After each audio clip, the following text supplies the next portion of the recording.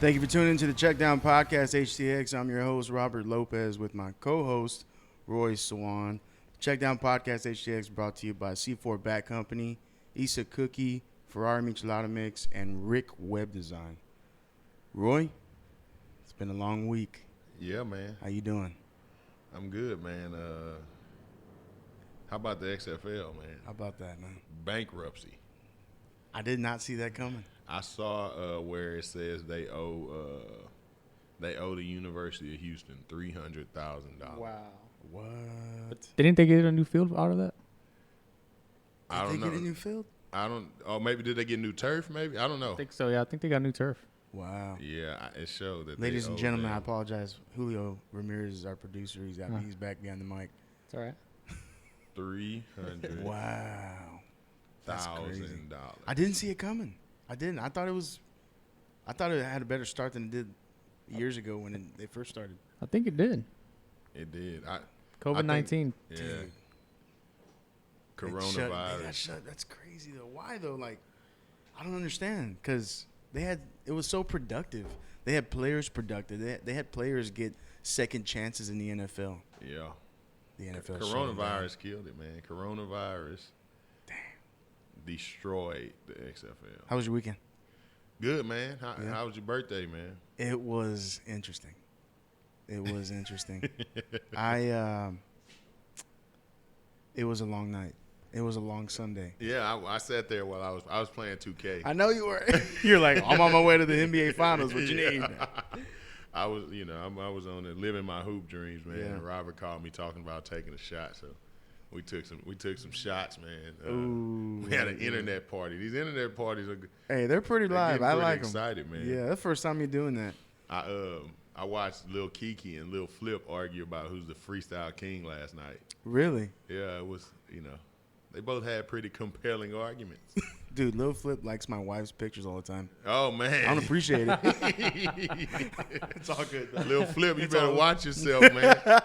You're going to have to check down come to see you, man. Coming to check you. No, I'm just kidding, man. Ladies and gentlemen, we got Junior Aguilar in the building. He just walked in. Everybody get a round of applause for Junior Aguilar. What's up? Oh, his mic's off. Hey, what's going on, guys? I'll hop in a little bit. I'm going to eat real quick. Hey, man, do the sponsors, man. Do the sponsors. I just did. You did it? I did You forgot one. did. We got a new sponsor. Ooh, you know what? It's now's their time to get put on the spot. Send it to me. Frank the Tank, Team 7 Grillers. I forgot about Frank the Tank. I apologize. Julio, you want to take the lead on this? I forgot to read my notes for the new sponsor? Yes. I'll let Junior talk about that. He knows more about it than I do. Okay. Ill prepared. Well, Yeah, Frank we'll come Tank, in. we're We'll gonna talk get about to Frank you, the man. Tank's barbecue. We'll give Frank his own spotlight. You're gonna have your own spotlight tonight, How about man. that? We got an interesting show. We got Coach Hinshaw from Houston Baptist, and people are probably like, oh, Houston Baptist, right? Why are you guys doing Houston Baptist? It's because for me, a lot of these people and parents and kids are always telling their kids, oh, you're going to Bama. Oh, you're going to, Texas. Oh, you're going to – dude, there's scholarships right here in your backyard at a Division I university. Yeah. They're playing the Southland Conference. You can play for the national championship. Yeah. Right there at Houston Baptist. And I think we overlook schools like that, right? Oh, definitely. The only school in the Southland I hear people really saying that they, being proud of going to is Sam Houston. Sometimes Nacogdoches was Stephen F. SFA. But for the most part, I don't hear people taking these smaller offers serious, and you should, man. It's not everybody can't go to UT. Yeah. Not everybody wants to go to UT anyway. But I'm a Longhorn fan. Those of you who want to go to that place, everybody can't go. So I think we need to promote these smaller schools, especially here in Houston. Coach Hinshaw has been coaching a long time. He's a recruiting coordinator, co-defensive coordinator. He's been a lot of places. So we're going to give him a call and, pick his brain for a little bit. Pick his brain, get some knowledge, man. That's what we do. That's what we. And then we got, another one of my friends, man. I'm turning this podcast, since I can't talk to my friends. It's the Friends podcast. I'm turning this podcast into the hour where I call my friends and we talk about football. How about that? Relive the glory days. Yeah, I got my boy E.J, man. E.J Whitley, Texas Tech graduate, Dallas Cowboys draft pick. It's my guy. So going as a part of the theme that we've been having, talking to guys about the draft, I'm going to get EJ in here and talk about his draft experience because, everybody wants to hear about people who got drafted to the Cowboys. Of course. That America's team. What bigger moment is there? When you're sitting in your living room, you're like, you've been picked by The Browns. the Browns. He's like, oh, man. You're kind of excited, but then you're kind of upset. Oh, man, I got picked by the Browns. But everybody who gets picked by the Cowboys is like, yes. Yeah. Yeah, I agree. And the people who got picked before them and right after them are mad that they didn't get picked by the Cowboys. I was number 1 overall, but I'd rather gone 17 to the Cowboys. I'd rather have went 37 to the Cowboys than be number 1 to the Browns. Hey, real quick, did you see the Browns' new uniforms? They look exactly the same as they did. Right? Did you see OBJ and Baker's reactions to them? It's awesome. I got a picture. I'm gonna send it. I'm gonna send a picture of the Browns' new uniform, and we're gonna put it on the screen. I got it right here. I've been saving the Browns uniform in my phone. Oh, it's good if he saved it. If he saved it, it's good. Yeah, we're gonna touch on after we talk to Coach Hinshaw and EJ. We're gonna touch on the student athletes of the week. We're gonna focus on running back just got a payday in the NFL. Yeah, we're gonna discuss that. We're also gonna talk about the draft, touch back on the quarterback situation, and by then we'll probably have Junior Aguilar in here. That way he can give his put in his 2 cents. This is what the Browns will look like on Christmas Day this year when they play. That is terrible. That's the Browns. Is there a difference in their uniforms? No. There isn't, right? Maybe the stripes? I don't know, man. Let's see. We're going to get Coach Hinshaw in? Yeah. You can call him. He's waiting on us. He's waiting. He's ready to go. All right, let me get this picture up real quick. We're going to put the picture up of the Browns' new and improved uniform. They look pretty nice, man. Which one are you talking about? The one you just sent? Yeah. The Browns uniform looks pretty nice. We hope everybody had a great weekend. Yeah, man. Like I said, mine was long. It was So I was seeing old Greg Abbott was talking about opening Texas up, but I think they scared him off of it. Really? Yeah, they were talking about opening the state back up. Yeah, he was all gun-ho Friday. Yeah. Sunday comes around, he's like, oh, never mind. We're going to extend another 30 days. Yeah. Damn. We'll see how that goes, man. How's everything going at work with your coronavirus and all that? Good, man. We have somebody sick at ours. Not with coronavirus, but man. he's sick. Oh, man. Podcast counselor. No. He hasn't come to work. He hasn't come to work. Robert's in here with the coronavirus. No, he hasn't come to work yet. No, he doesn't have corona, but he's out. So you were saying? Oh, man. So I got the picture up. I'm trying to tag somebody in this, man. So, there she is. She's got it. So the picture's up. Y'all see the picture of the Browns' new uniform? It's nice, man. Nice and fancy and brown. Nice and fancy and brown, man. Hey, we had somebody ask how do they share this group. I think it's on the Facebook messages. Do you respond to those messages? I don't because I don't think that's my role. Yeah, I just put thumbs up. I don't. I don't want to respond. I'm the one who responds to the uniform guys. I don't want to respond. Is that you? Hey, man, I want to respond to those uniforms. Go ahead. I have fun with them all the time. Yeah, I look at it. I read it, but I don't respond. The check down. They're like, do you need jerseys? Do we look like a damn football team?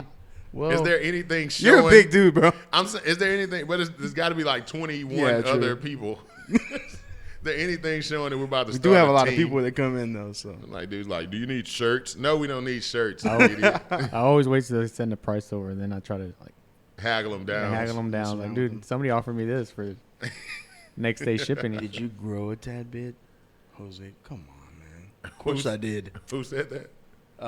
Jose, country. Man. So what's up, guys? What do y'all got going on? So I want to start next week, and I'll do the first week. I want to get a question. We got to find a hard one, right? Okay. And then we'll go $20 to the cash app Okay. of whoever gets the question right. We Got to do that. find a hard question. I asked my boss the other day about the mirror thing. He told me to shut up. Next week, and this is gonna be a real question. It's not gonna be a guess. It's gonna be a real question, and we're gonna put it in the group when we start, and when we do our call-in line, we're gonna get the answer, and Okay. we'll cash out $20. I also want to start where if we can get two people, if we can get like a Contest? a little contest going, like, maybe sports trivia. yeah, get That's it a going, good idea, Roy Swan. and we'll get the. This is winner. why he's my co-host, ladies and gentlemen. We'll get the winner a gift card to somewhere. Well, right now gift cards are useless. We'll get you No, a not gift card to necessarily. HEB. We'll get you a free box of latex gloves. Yeah. So we want to start. We want you guys to start interacting more, man. I know there's not a lot of sports stuff going on, so we're trying to keep it going. Yeah, that sounds like a good idea. What about are you really down to go play golf? Yeah, I'm down. I'm serious. Saturday morning. Y'all want to do it this Saturday? Yeah. I've never played. I mean, I play, but I'm trash. I'm pretty good, man. I'm pretty good. He's at golf. lying. He's lying. I'm pretty good. Junior said hand sanitizer bottle first place. Oh, hand sanitizer. We'll give you out a bottle of hand sanitizer. So yeah, man, Saturday. Like so, everybody. Tiger Woods became famous at golf, and all the black people ran to play golf. Like everybody's like, I can do it. Yeah, no, you can't. It's just hard, dude. It's hard. It is almost impossible to be good at golf unless you play like every moment of the day. Like, Oh, golf is a hard game. Your wife said Amazon card. I'm guessing. She said Amazon card. Give them an Amazon card. Okay, Amazon card. That's a pretty good idea. Whatever. Yeah, we'll give you something. We're gonna give you something. He's calling. Sorry, guys. We're waiting for our guest. Yeah, we're waiting on Coach, man. We're gonna have a check down golf team. It's wind up golf team. So if y'all put together a golf team and y'all want to play against us, You don't want the smoke. just let us know. Shoot the challenge out here. You think there's gonna be football this year? Youth? I want there to be football. I do too. Jaren's freaking out. I want there to be football. He's freaking out. Appreciate it, country. He's on. Coach, what's up, man? Hey Roy, how you doing, brother? I'm doing good, man. You doing all right? Family doing all right? Yeah, man, we're doing the best thing. Went to civics class when I was in high school. I'm just trying to be a good citizen. Trying to be stay at home, stay out of everybody's way. Yes, sir. Well, Coach, tell us a little bit about yourself, man. I know you got a rich history. Tell us a little bit about yourself. Well, the coaching part of my life is the only thing I've ever done, and I grew up in North Carolina. I went to a school in Western North Carolina called Appalachian State, and from there stayed on in the local high school for a couple of years. GA'd there for a year. Went into high schools in Georgia for 4 years, and then went into Division II coaching, and that was 1972 when I got out of school. So I went into the Division II coaching world in 1979, and so I'm just trying to give you this so you know I'm just not a spring chicken here. You know, so No, you're good. I've been around the block. So got into Division II and stayed there for 4 years, and then got with a friend of mine at the Air Force Academy in 1982, and then in 1983 went to the University of Arkansas, and then 6 years there, 4 years at Clemson. Was at the Air Force Academy 1 year, 6 years at Arkansas, 4 years at Clemson, 12 years at Rice. And then the guy that I worked for all 23 of those years retired. So my world basically fell apart. I had to go get a job with somebody else, And so I've lived in the same house ever since all that happened here in Missouri City. And I've been a couple places. I've been to Duke. I went to Lamar for 3 years when we first started the program back again there. And I did two things or something for 2 years during that time when I was between jobs, which really helped me get a lot better perspective. And that was I signed a friend of mine's son to come to Rice University from Diboll, a guy named Finus Vanover. Finus got the Angleton High School job in 2006. And I went to Angleton High School for the fall of 2006 and spring of 2007. And that was quite an experience because the last time I was in a classroom with children was 1976. So they were a little bit different than they were back then, And, A little bit. A little bit different. But it opened my horizon a great deal, And then again, after I was at Lamar there for 3 years and just realized, that's just not where I needed to be. I was living in Beaumont. My family lived here. I came back and then ended up being able to get a job for 1 year at Angleton, at Alvin. So, and those two stints in high school were really things to help me appreciate high school coaches so much because it's so different what they do every day, and then still go out and coach ball like I've been doing, and just gave me a lot higher level of respect for what they do now, especially with the way bureaucracy and school systems are now and accountability and all the things that make teaching kids maybe like second place or less on the list. I appreciate everything they do. So that kind of got you up to speed on next fall will be the 49th year that I've been coaching. So I kind of been around the block a little bit, been to Deer Park many, many times. I told the guys last week on this show that I forgot more football than they know. So it's official. Coach has forgotten more football than we will ever know. I can guarantee you I forgot it now. He's forgotten more about this game than we ever know. But Coach, so one of the main themes that that I kind of want to talk about with you is what's the difference you've seen at being a coach at recruiting wise, right? Being a coach at a bigger university. Well, you've been at Rice and here in Houston, and now you're at Houston Baptist. What's the difference in recruiting at Rice and recruiting at Houston Baptist? You're talking about two private schools, which makes them the same. The standards at both places take the talent pool that you deal with and make it smaller than it would be if you're a public school, because the academic entrance requirements will eliminate a number of kids that maybe you could recruit if you were at the University of Arkansas or you were at some other public institution.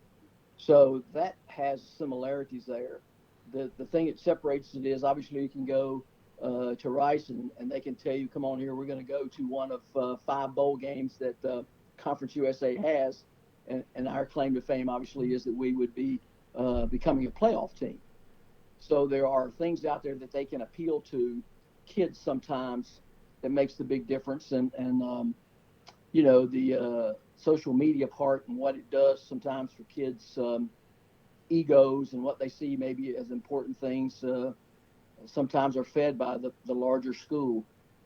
So there's been lots of times, you knew a kid that you were recruiting that the best place for him might have been Houston Baptist, but there's just no way a lot of kids can turn down those opportunities like that, just the chance to go to the bowl game. Whether you ever go or not, that's hard to predict. But, the opportunity to do that, because there is a lot to be said for a Rice degree, no question in your mind, and obviously an HBU degree or the private school degree a lot of times carries a little bit more weight here, especially in the city of Houston. So, we've lost a lot of kids to Rice. I know sometimes when I was at Rice there, we got down to the end and we had kind of gotten hacked at by some other schools, then I became Southland Conference Recruiter of the Year now because I had to go get a couple of kids, committed to Southland schools. They were good football players. And so I've been on both sides of that table with those things that you can't begrudge a kid when you're recruiting at Houston Baptist and he decides to do that. The thing that japs you is, when the guy goes to another FCS school. He's going to take his opportunity to move up. You just say, remember, we had the scholarship for you and it'll probably still be here. And so sometimes you see our names and a lot of other Southland schools' names in with some Tier 5 schools and with some Power 5 schools because you never know when that guy goes off and it just doesn't work out the way he thought it was. And so a lot of times you're recruiting for the future. How do you deal with, so what I personally see, I think, is a lot of people these days promote their kids, even when they're 5'3", 295 pounds. They promote them that they're going to UT. They promote them that they're going to Clemson, growing up. How do you guys, recruit against that type of thing? I think, how do you recruit against the parents who may see the vision of their kids being a UT guy and versus a Houston Baptist guy? How do you recruit that against that? Against that. Well, if everybody kind of starts at the same time on the kid, then there's a certain point in time as you go along that you have the parents realize, okay, so have you gotten a phone call? Have you gotten a unofficial visit chance? Have you been talking to anybody about an official visit? And at some point in time, if certain things haven't happened, it's over. They're not going to go to Texas. You just have to, because you're trying to recruit the kid and realistically that you're probably going to have a legitimate chance. So you can't say something real negative or turn them off. So you just kind of keep going along. And after a while you say, well, have they offered you a visit yet? Who's calling you? Are they calling you all the time? Are you getting stuff, graphics or, Twitters and things like that? And pretty soon you can start to point out, well, they probably have, if you keep checking the media, they probably have 23 commitments now already, and it's just June before your son's going to be a senior. They don't take very many seniors. The strange thing about it is they don't take very many seniors in their senior year. Wow. And, there was a time when that's all we did was went out and evaluated a guy as a senior and decided whether we were going to take him. And let me assure you, Roy, at HBU, sometimes we find ourselves getting a lot more production out of guys that we signed that had great senior years, and we were able to take them. Everybody knows who the guys are in February and March and April and May when we go out. That's pretty easy. You take your wife with you to practice. That was one of the big first pieces of advice I ever got from an old coach one time. This was back when we used to go to games all the time. He'd say, take your wife with you to the game. If she can pick him out, that's the guy you need to recruit, because that's how good he needs to be. That's how outstanding that guy has to be.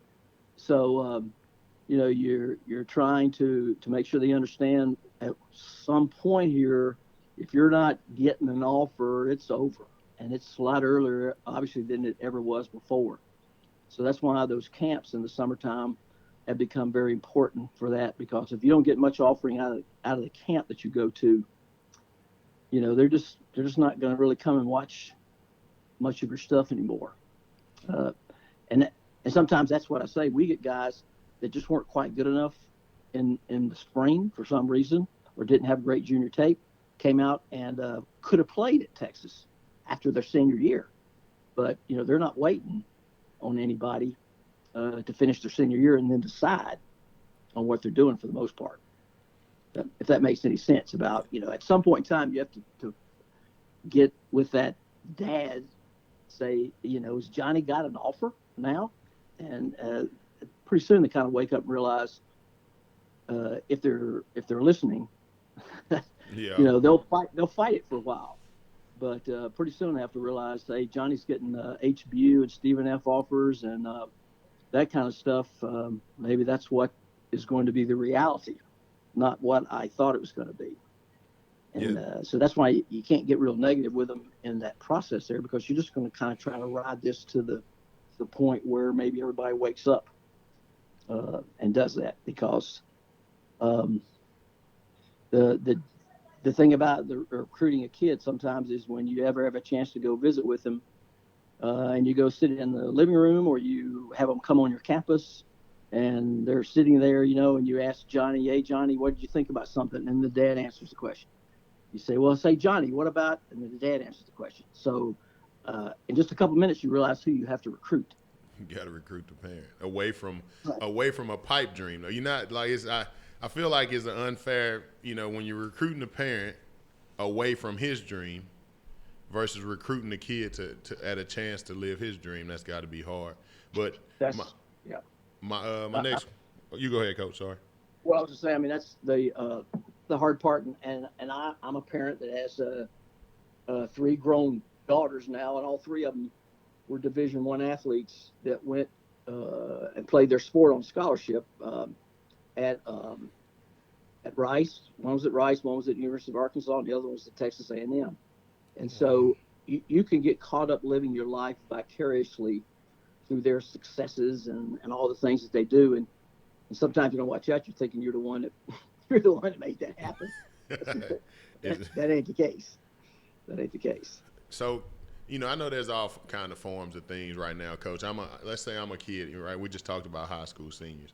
I think we got a lot of people out here who that aren't in the know, and they might be at a school that they feel, let's not say that, let's not put it on the school. They feel is not promoting their kid good enough, right? Not putting their kid out there to be seen or for whatever reason, and they feel that kid has enough talent.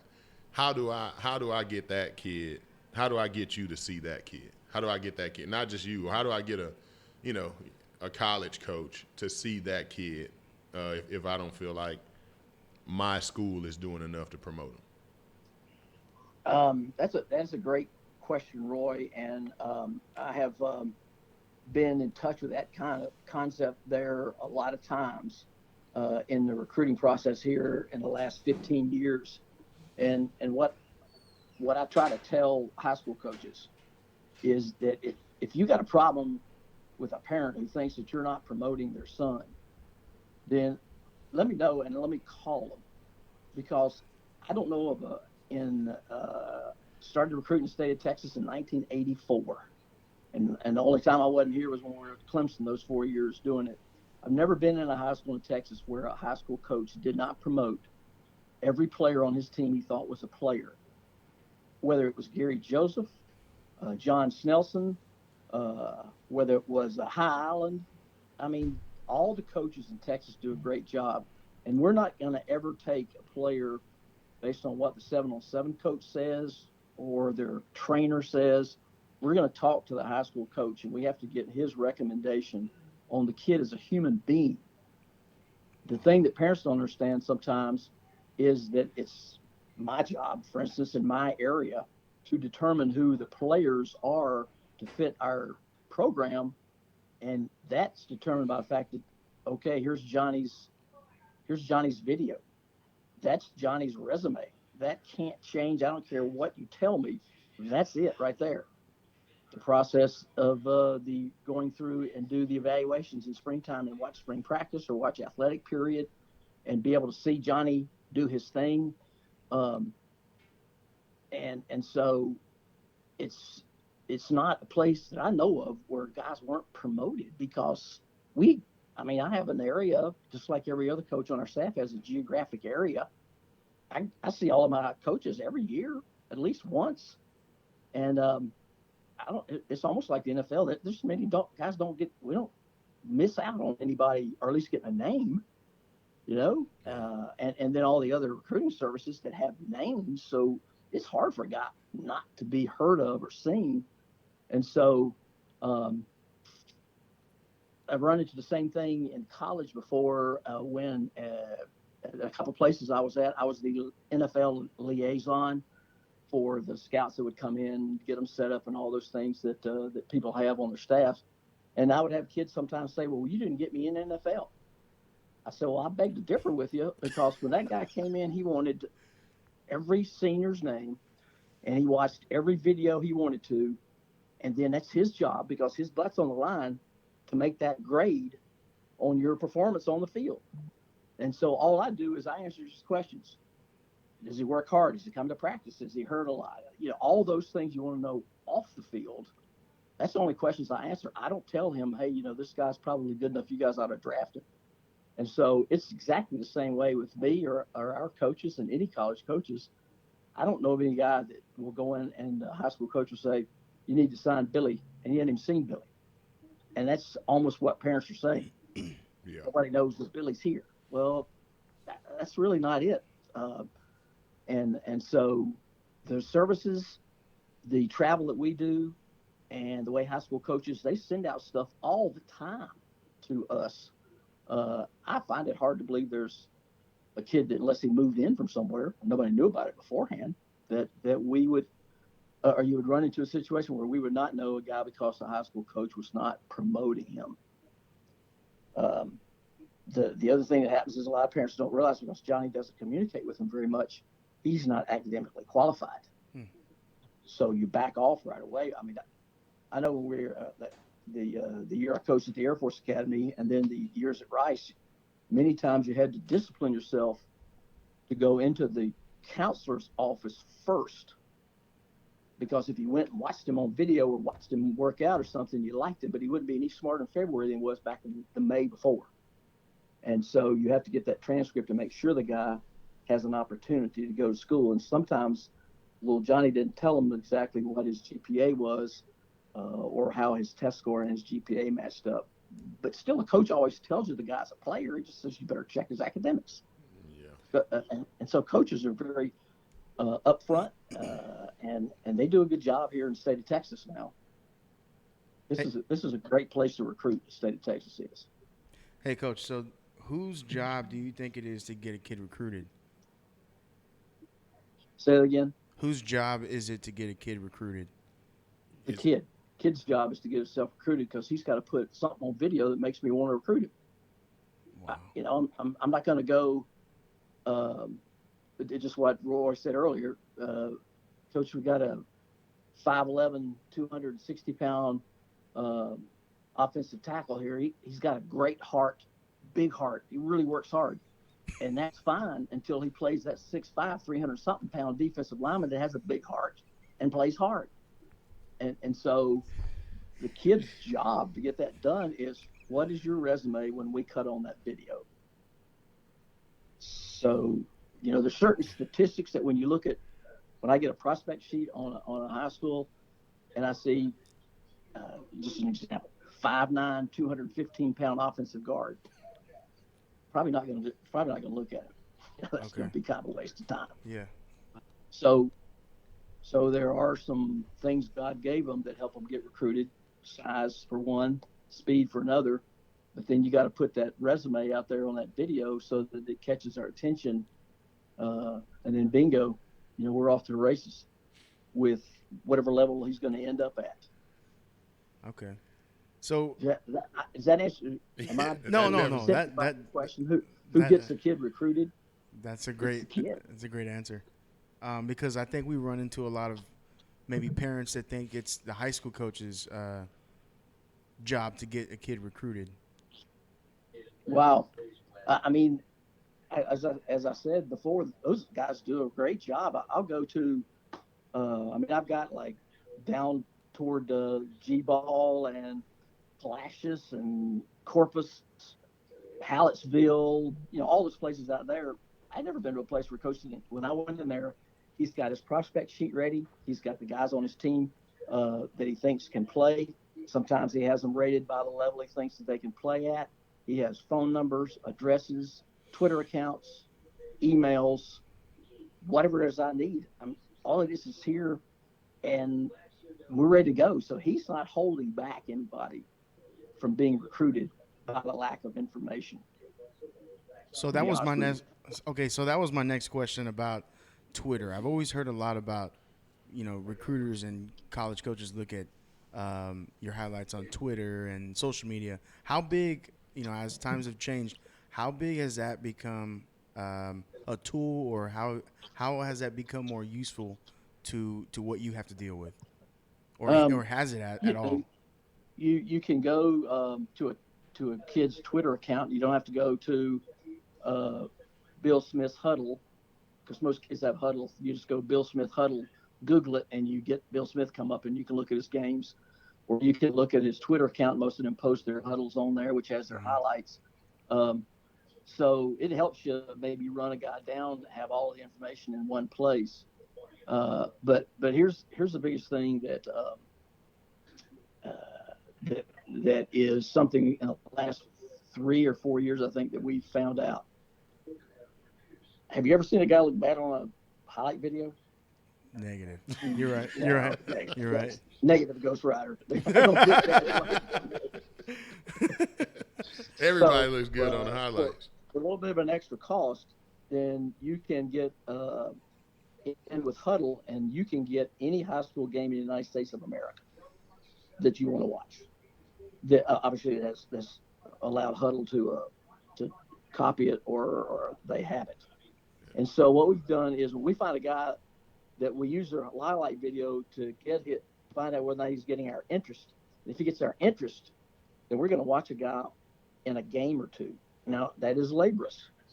If you're looking at a DB, you're looking at a non-highlight video, you might have to watch 6 plays before you ever see them, because they're just not in there sometimes. But we've gone to looking at games on guys we really get serious about, because you would be surprised what a highlight video can do for a guy. And then you look at a game, you're going, well, where the crap is he? He hasn't made a play in, all this time, or he plays one play and takes 3 off. Or 2. I mean, those are things that have really turned some of the guys that we really got excited about off after we watched the whole game. So kids don't understand that every play is important to them. Just like the piece of advice I give kids sometimes they come on campus for visits or unofficial visits, and that is, hey, in the springtime now, when you see all these people standing around on the sidelines, they got these little emblems on their shirts. It's a job interview. Why would you not do your very dead level best at practice when somebody's watching you, interviewing you for a job? And so the same thing is the level of competition that there are for scholarships, good scholarships. And you cut on the video and you see a guy plays one every 4 plays. Now, he might play it really good, but for the other 3, you can't find him anywhere, on the video. And so they just don't realize sometimes how important it is to play every play, which they learn to do that in practice, I hope. And so therefore, you try to talk to them about the building blocks of what it takes, to be good at the next level. All the worn out phrases that they've ever heard about, getting to the next level and all that kind of stuff. Well, people didn't make that up. It's true. And you find that the best kids are the ones that work the hardest all the time, and they go out there and play that way all the time, because that's all they know is to do that. So I sure hope I didn't talk so much here that we lost the original question. No, that's great. That's good information, but man. looking at a whole game or two of a player can really change what you thought of him after you finish watching his highlight video. We made a couple of mistakes by just watching highlight videos, and when a guy got there, just not really very productive. Most of it was because of effort. You can see the effort in the highlight video because he's being highlighted. But what did he do on the play where he's on the backside? I'm gonna give my high school coach some credit, man. But piggybacking off of something EJ just typed, our high school coach made sure we got recruited. It was up to us that, if we weren't going to get recruited, it was going to be because of us. Yeah. Like, we had, coming from Texas City, we had coaches there pretty much every day, when they could be there. And our coach was going to put us on display. Yeah. Like, this is what these guys can do. And if you can't do it, it's your fault. It wasn't really, I don't even think it was I know Coach Carter, he probably sold us verbally too, but he was like, line up and, hit this. We had a machine there that he made us hit. It could be after practice. It could be after the weight room. Didn't matter. If those scouts were there, we were going to hit it. So, Right. and you know, like you're saying, it became up to us at that point if we were going to do a good enough job, or you know what kind of effort we were going to give. And I know we talked a lot about recruiting, but you know, we got a lot of families that listen to this that are families of kids, you know, younger kids, and we want to Yes, get sir. that information out there. So we're gonna get off of that topic, and for the rest of the time we got you, we want to talk Well, about that's linebackers, okay. coach. That's okay, because the number one thing for those parents is that they got to make sure when the kid gets into the ninth grade. I know we might be talking about older kids here, but they can't really miss a beat academically. It's not that old. You don't save it anymore like we used to. So that's the number one thing for them is to be on them about their academics or whatever it takes for them to get a great start. And then that is the biggest piece of the puzzle that if it's taken care of, now a guy's going to end up being able to choose where he wants to go, not go where he can. That's the biggest thing that happens Yeah. sometimes. So okay, Tell us I'm with you. tell us about your defense, coach. We got another caller coming after you, so I want you to tell us about the defense, and I also want to know. I think in youth football and where we coach, not a Right. lot of people coach linebackers. They, you know, what I see is a lot of blitzing, a lot of just super athletic kids. We put them at that position, and they make plays on their own due to lack Right. of coaching. More is a lack of coaching than than anything. Right. But what do you recommend? First question is, I'm gonna put two parts to it. What Right. kind of defense do you guys run at Houston Baptist, and what is something that we can leave here to teach our linebackers at a younger level to be better? We have been in for the last 2 years, a 4-2-5 defense, 4 down linemen, 2 inside linebackers, and then 5 DBs on the field all the time. Um, and we're looking for guys that understand how important, and I know this is a little bit harder thing to grasp for younger kids, but kids have got to understand that the more they study the game and the more that they listen to what you say, maybe not study, listen and make the best effort they can to do what you tell them to do, then they've got to trust that you know what you're doing and they'll execute better on the field. They have got to be feeling like that's one of the most important things that they're doing at that moment in time. And I know you're dealing with when you're talking about the level you guys are that ADD is running out rampant these days. And to have a guy to concentrate for that long sometimes are hard. But as one of the most important things is that they listen and take coaching and do their dead level best every single play. I'm not sure how you phrase this to them, but I tell some of the younger players when I come in, I say, look, I'd rather be having to put a bit in your mouth instead of a boot up your butt. So I think like, that's hey, a pretty good way to phrase it. you go out there and you play hard and you make a mistake, we'll talk about it later. It's not got to be one of those things where you're always around there with your foot up their butt trying to get them to go fast.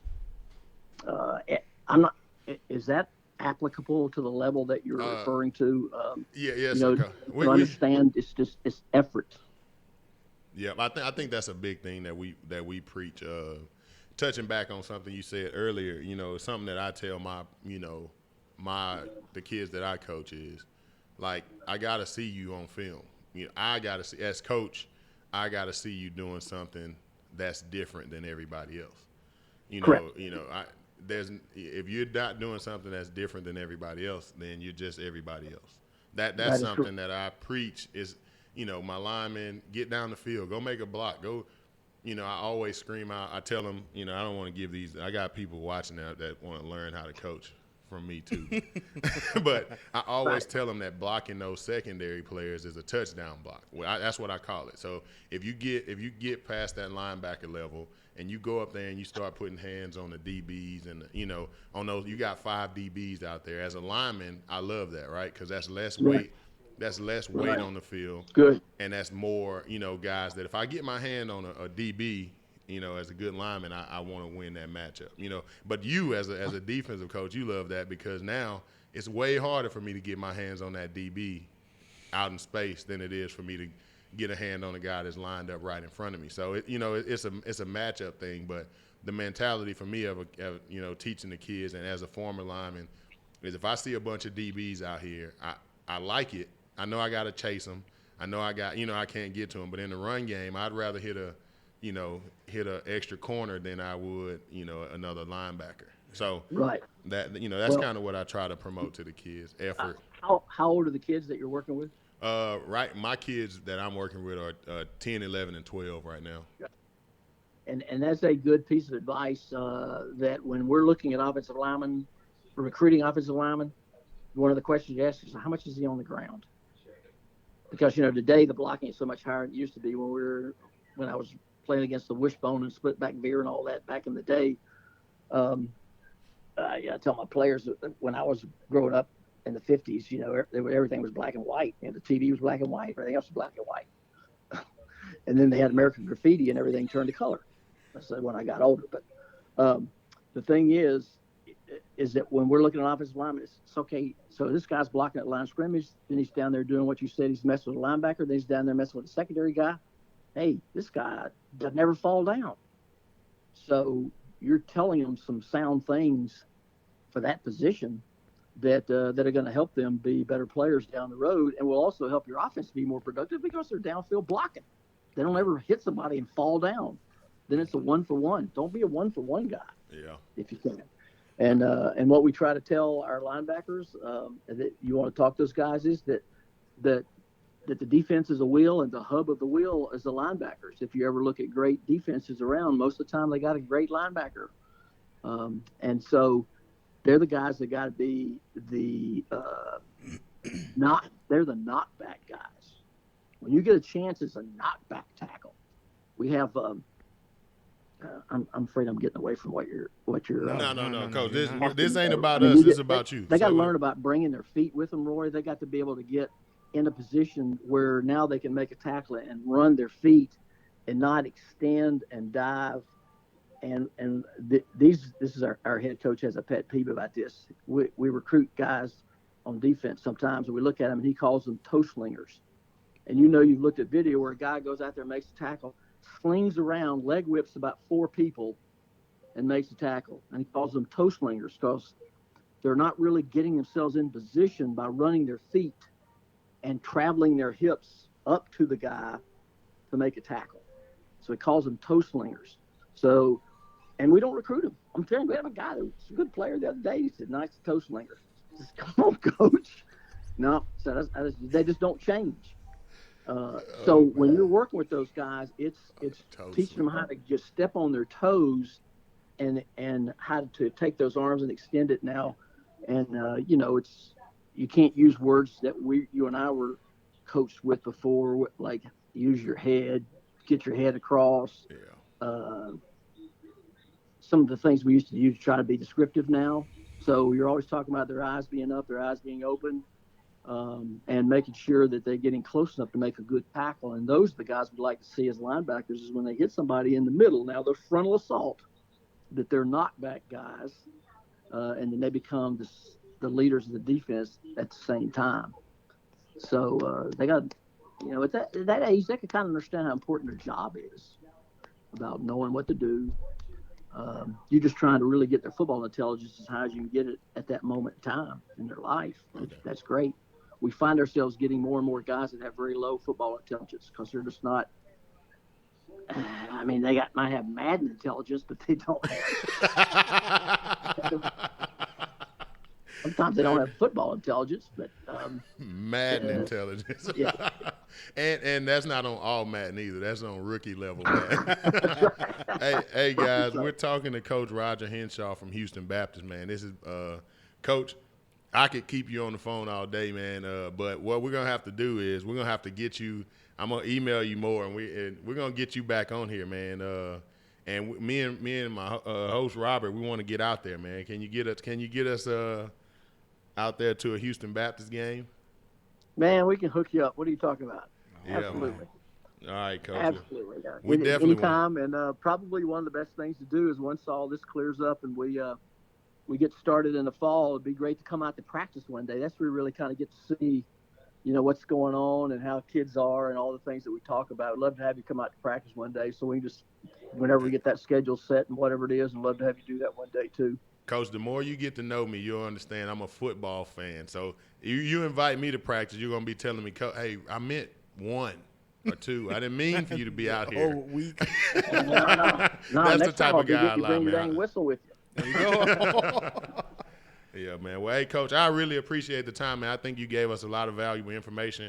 I know we talked a lot about recruiting. I do want to get you back so we can talk about defense more next time. Absolutely. But I really appreciate the call, man. You and your family stay safe. And when we get back to football, good luck to you guys this year. We're definitely going to come out and check you out. Yes, sir. Appreciate it.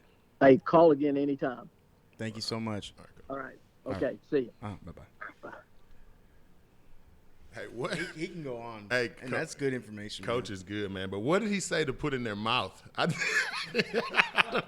know, bro. I don't know. He said to put something in their mouth. A bit?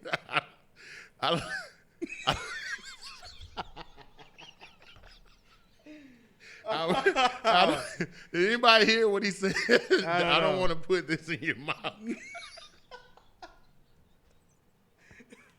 Oh, Hey, shit. Hey, that was man. good information, though, Hey, man. dude, that was one of, to So me, basically, if you're my size, you're not getting recruited. Your Dude. kid's not going to get recruited. Coach spit it straight down the middle. He's like, it's going to be a waste of time to recruit y'all. He said a bit. He said a bit. He said said a a bit. bit. Yeah, a bit. I didn't hear it, man. I didn't. That's what I thought he didn't said hear a it. bit. Wow, that was good. That was a good. That interview. was a great real call, good. though, We need to man. get him back on. Yeah, I know we ASAP. talked a lot of recruiting, man. We talked a lot of recruiting. I wanted to ask him about Levon Kirkland. Okay, yeah. Yeah. See, coach, man, that dude's been coaching longer than I've been alive. So, I know sometimes like you want to ask questions, but like for me, just sitting back and listening to those guys, man, the dude's been at Clemson. He's been all around. I played against him my entire time at Rice. I'm not trying to be inappropriate, guys. I didn't hear him. Oh, Magical Johnson over here. I literally didn't hear him. I'm not being inappropriate. I promise you, I'm not. That was one of the best interviews we've had. Yeah, that was a great interview, That was man. real good like stuff. if you didn't take anything out of that interview about being recruited, then you just don't want to take anything out of it. Madden He knowledge. said some of y'all got Madden knowledge of the game. Madden knowledge.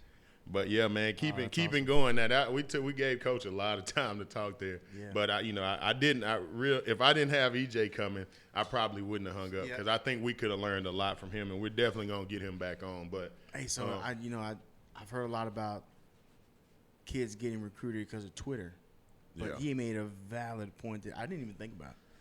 Your highlights are the best points of the best moments of your game. What are you doing? yeah. That's Can you throw on the film? Basically, what he just told you is, can you throw on the film? Yeah. And you parents out there, what can you do? You can tell your son to stop taking 3rd down and 12 off. Yeah. He's got to play even when he feels like it doesn't matter. You got to get these kids playing every rep, every snap. Definitely. He's That was telling you. good, man. That was really good. He's telling you from multiple perspectives. He's at Houston Baptist now. He's been at Clemson. He's been everywhere. Duke. So there's no. Yeah, he's been recruiting since he said it. Black and white TVs, dude. Man, that's a long time ago. So, but we're gonna go ahead and get into the next interview, man. That was a good one. We're gonna go talk to EJ, man. This is another one of my friends. Like I said, I'm gonna get all my friends in here. We're just gonna talk. Me, my friends, and Robert are gonna talk. But EJ's got some stories to tell that I probably don't know. But I wasn't there the day he was drafted, but I kept up with it. I listened to the call that he had with Jerry Jones. I'm not gonna lie, man. That's my friend. I've never been jealous, but when he got drafted by the Cowboys, You were I was like, like, damn you. Oh man, I want to go to the Cowboys, man. So There he is. there he is. What's up, BJ? There he is, man. What's up, buddy? You shave? Out here living the dream. You not gonna shave? You just gonna let it? Coronavirus dream. Yeah, I'm trying to get my Rick Grimes. I'm getting ready for the world's end. There it is. Oh, There it man. is. Hey, man, I seen some of the weapons that you're taking into the apocalypse. I want I'm gonna come up there with you. Ladies and gentlemen, we got E.J Whitley on Skype with us, former Texas Tech Raider, former Dallas Cowboy. It's great to have you on, man. We appreciate you taking your time out of your busy schedule, if you have a busy schedule right now, to come on and share some knowledge with everybody. No, So, I appreciate it. Really enjoyed Coach Hinshaw too, man. A lot of good knowledge in that. Hopefully the young kids were listening to him. Definitely. Now we're gonna touch on this before we get into the story. What are you talking about when we played golf together? I shot like a 71. On the front nine. He just said 71 because that was his number. I shot like a 71, man. I don't know what you're talking about. You forgot. That was too long ago. You forgot. We got to play again. But It's a hell of a handicap. now, man, we're gonna start at the beginning. So for those who don't know, me and EJ went to high school together. When we played on the best team in Texas City football history. We won't go any further than that. We know that's the truth. But EJ, a bunch of offers, man. How do you go about picking Texas Tech? That's actually a funny story. Coach Carter is the one that really got me on at Tech. I was actually committed to go to Kentucky, as I think many of us were. And old Claude Bassett did some things he shouldn't have been doing, and they got busted big time. So no bowl games, no TV time, no shot at SEC championships. And Coach Carter gave Leach a call and said they needed to come check me out. I was playing basketball at the time. And they came and watched me play one basketball game and offered me a scholarship right there. And I went up for a visit. And if you've never been to Lubbock, that is a fun place, especially for college. And it only took a night, and I was sold. Yeah, so what EJ's talking about, so me and EJ and Warren Wilson, we were all on the same team together. We were all committed to Kentucky. Warren ended up going. Me and EJ ended up backing out. We were all going to Kentucky together to play in the SEC. I remember we got all of that Kentucky stuff. Maybe we can say this now. I don't know if we could. We had all these Kentucky shorts. I had a Kentucky helmet. So even when I was at U of H, man, I was still wearing. I was in my U of H locker with Kentucky shorts on because that's all we wore. What? Like we wore it around the house. We wore it everywhere because we had a giant box of it. But hey, they've already served their penalty for it, so we're not saying anything. But so you get to Tech, man. What's the first thing you notice when you're a freshman, man? What coming from high school football to college football? Yeah, I think the biggest difference I notice is obviously the level of competition changes. I think in high school you may play one or two guys that you're going to go up against. Clayton Harmon was one of those guys. Johnny Jolly was one of those guys. When you get to college, you're looking at 7-8 guys that can all play ball that are, were on the same field as you were in high school and just as good and just heavily recruited as you were. So I would say that was probably the biggest difference I saw was just the level of competition and the speed. What about Leach? How was how was it playing for you played for some good coaches? Like I guess the one thing we got in common, man, we got to play for some good guys, dude. Like you get to go and play, you get to play for Coach Dowling in high school, and then you get to go and play for Leach. How was it different playing for Dowling and Leach? I think the biggest difference was Leach was way more involved in the offense than Dowling. Dowling just got a bunch of good coaches and kind of just made fun of it the whole time. Job. Leach was way more like relaxed and laid back too. I can remember we were running a play on the goal line in practice, and the receiver ran the wrong route, and he decided he liked it, so that was a new route in the offense in that play. He was a lot more open to listen to players, and then his office was always open, which was crazy. I can call him right now, and he'll stop whatever he's doing and talk to me for 2 hours about whatever I got going on. Man, it's crazy. That's awesome. Like, it's kind of the same way with and we got that kind of same relationship with Carter. I got that same relationship with Browse. So it's like playing for good coaches. So you guys threw the ball 400 times a game. For me, I wasn't that type of lineman. I didn't want to be throwing the ball 400 times a game. Texas Tech I would have hated it. I might have got used to it. I didn't want to be throwing the ball. I wanted to run block people. I wanted to get my hands on people and block people.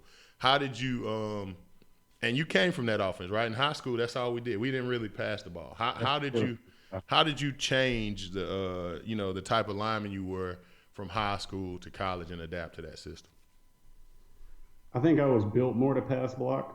Honestly, I mean, I did a good job run blocking, but also when you're the size we were in high school, going against some of the kids we were going against, it a little bit easier just to lean on them. But I think my arms and my upper body were more built to pass block anyways. So it was actually a pretty easy transition for me. And I think what helped out a lot is basketball, being out there and just having good feet and playing other sports. And so being able to adapt from being in a 3-point stance to a more comfortable, relaxing 2-point stance and only having to block for 3 seconds was a pretty easy transition.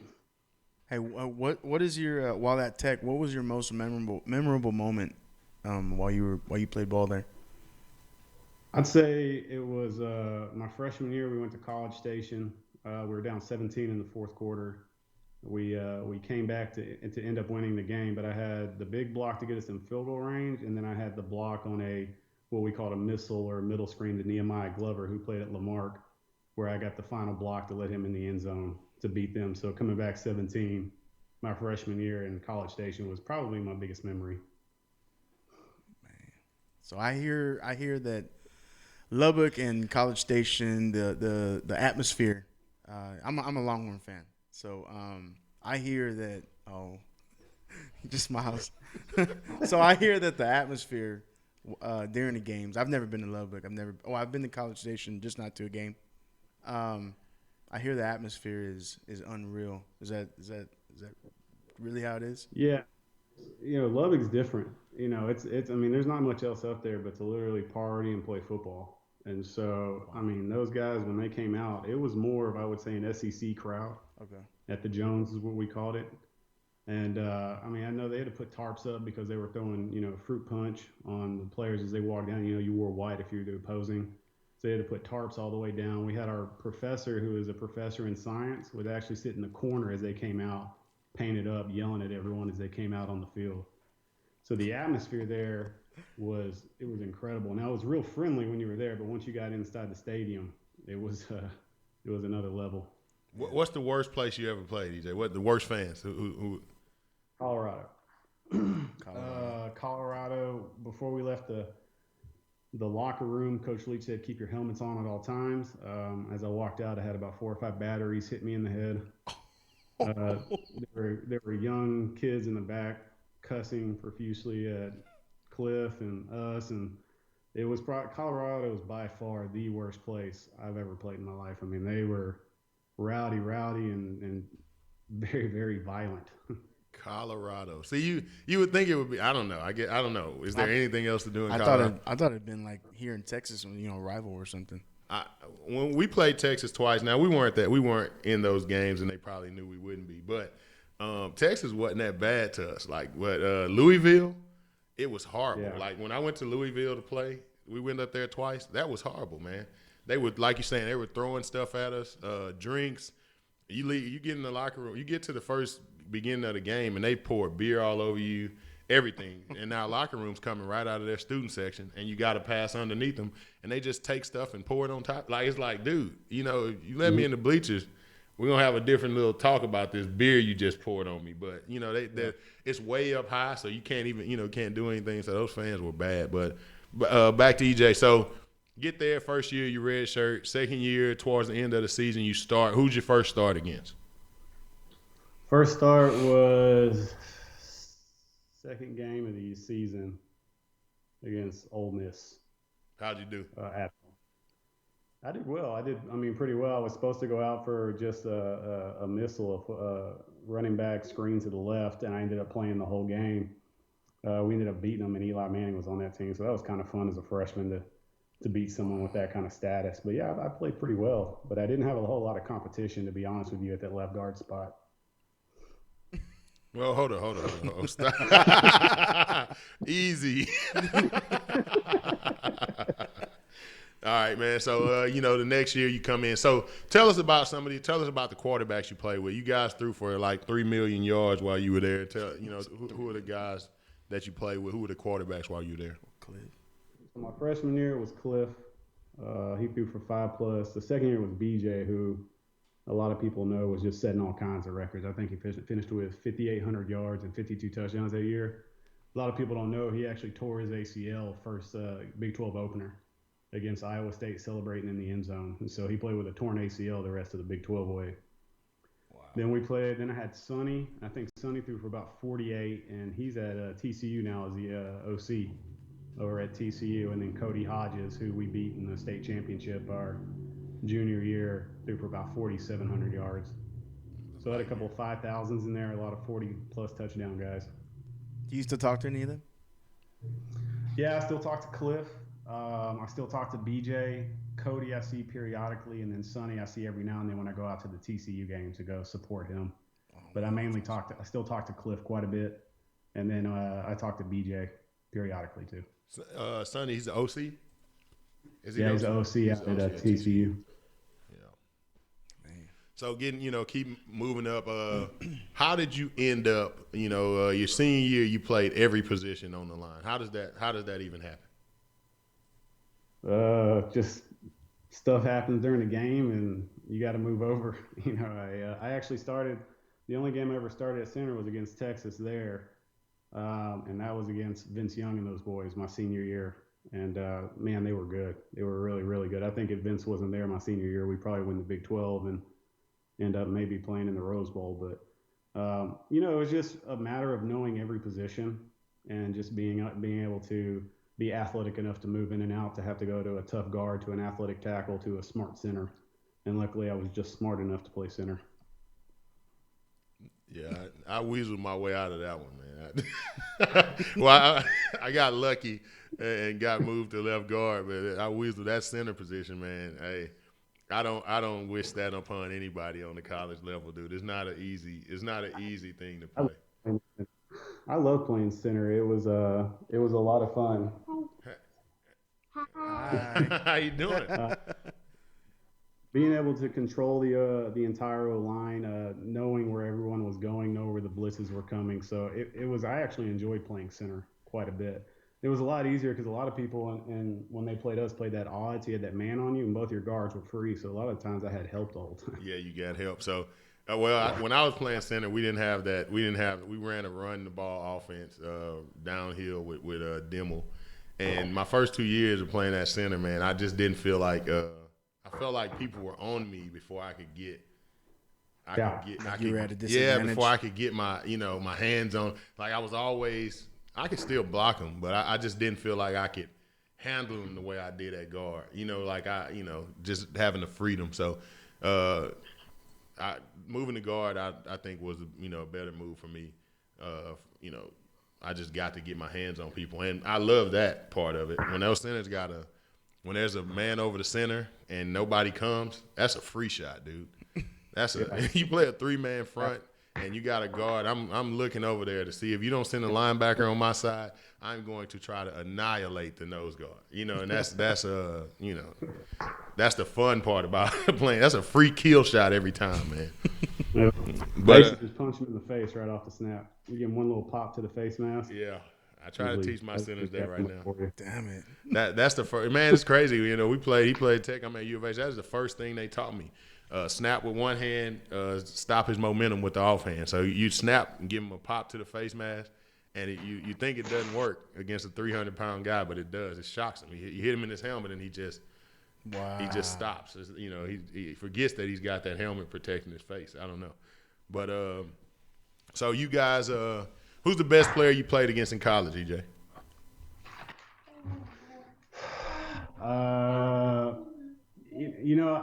I would say there's probably a tie for me between two people. I would put Ty Warren at A&M, but I also had the privilege of getting my butt whipped by Mario Williams. Oh, okay. That's an honor. He was a freshman at NC State, and we didn't think he was going to be much. Let me tell you, that kid, he was a hoss. And he was probably the hardest guy I've ever blocked was Mario Williams. Wow.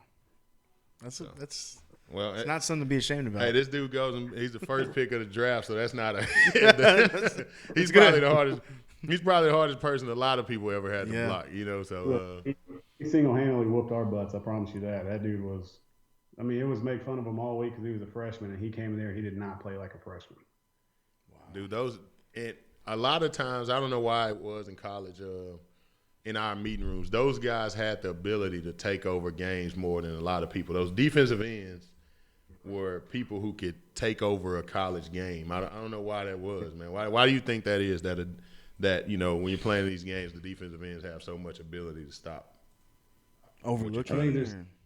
I think they're set up to do it. I mean, you can blitz and get a one-on-one with a defensive end that is just a freak athlete. I mean, no one could block Jadeveon Clowney unless you had two people on him. You put one-on-one with these guys, especially in our offense that's passing. I mean, they're pretty fired up for that game. They get some one-on-ones with tackles and guards. Yeah. So I just think that I think linemen come along a little bit later than defensive ends, kind of similar to wide receivers and DBs. I think DBs in college struggle a little bit more against wide receivers because they're just faster. And, DBs haven't quite learned technique. And I think it's the same way with tackles in high school. We're so much bigger than everyone that we just run over everyone. And these defensive ends, they actually come in and know how to swim and get leverage and get technique. So, yeah, our first year playing was the year after those guys, Casey Hampton and all those guys left Texas, right? Mm-hmm. So the guys that I played alongside with told me that was the hardest game that they've ever played because the entire defensive front is a draft pick basically. And you think like with those two guys in the middle, it was those center and two guards were on them the whole time. Those tackles were one-on-one on the outside with those defensive ends all game. It's tough. Yeah, they basically make Coach Carter saying they cut the field in half.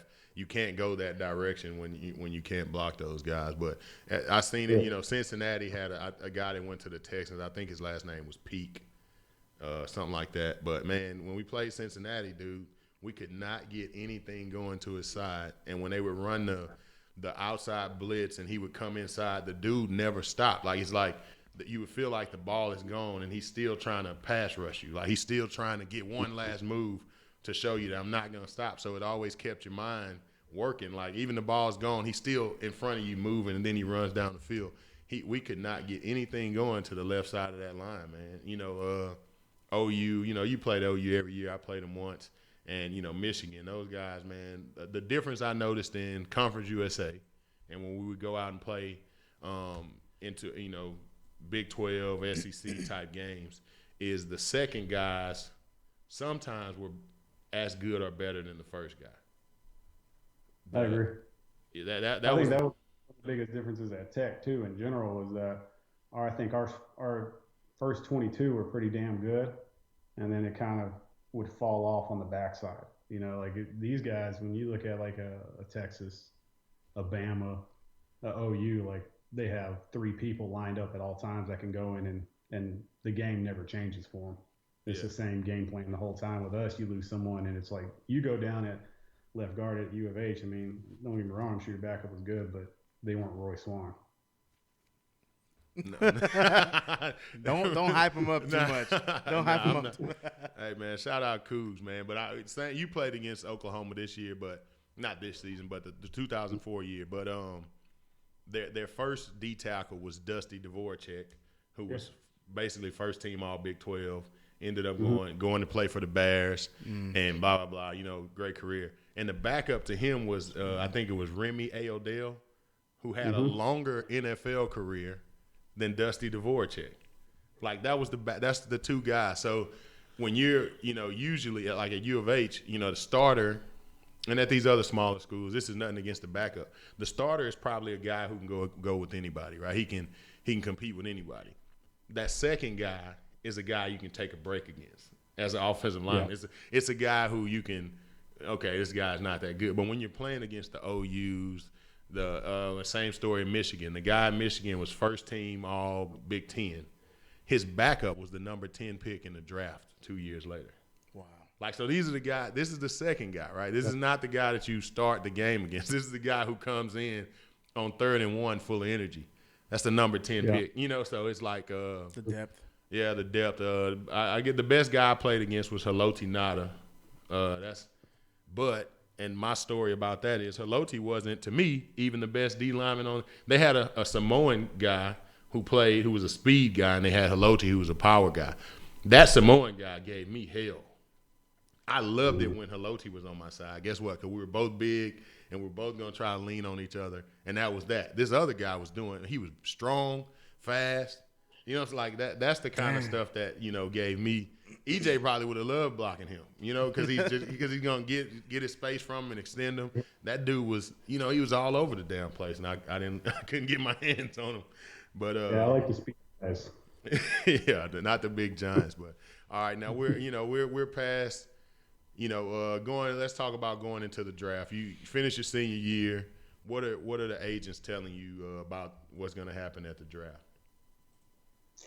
At the time, I was predicted to be around the 4th round, is what everyone thought.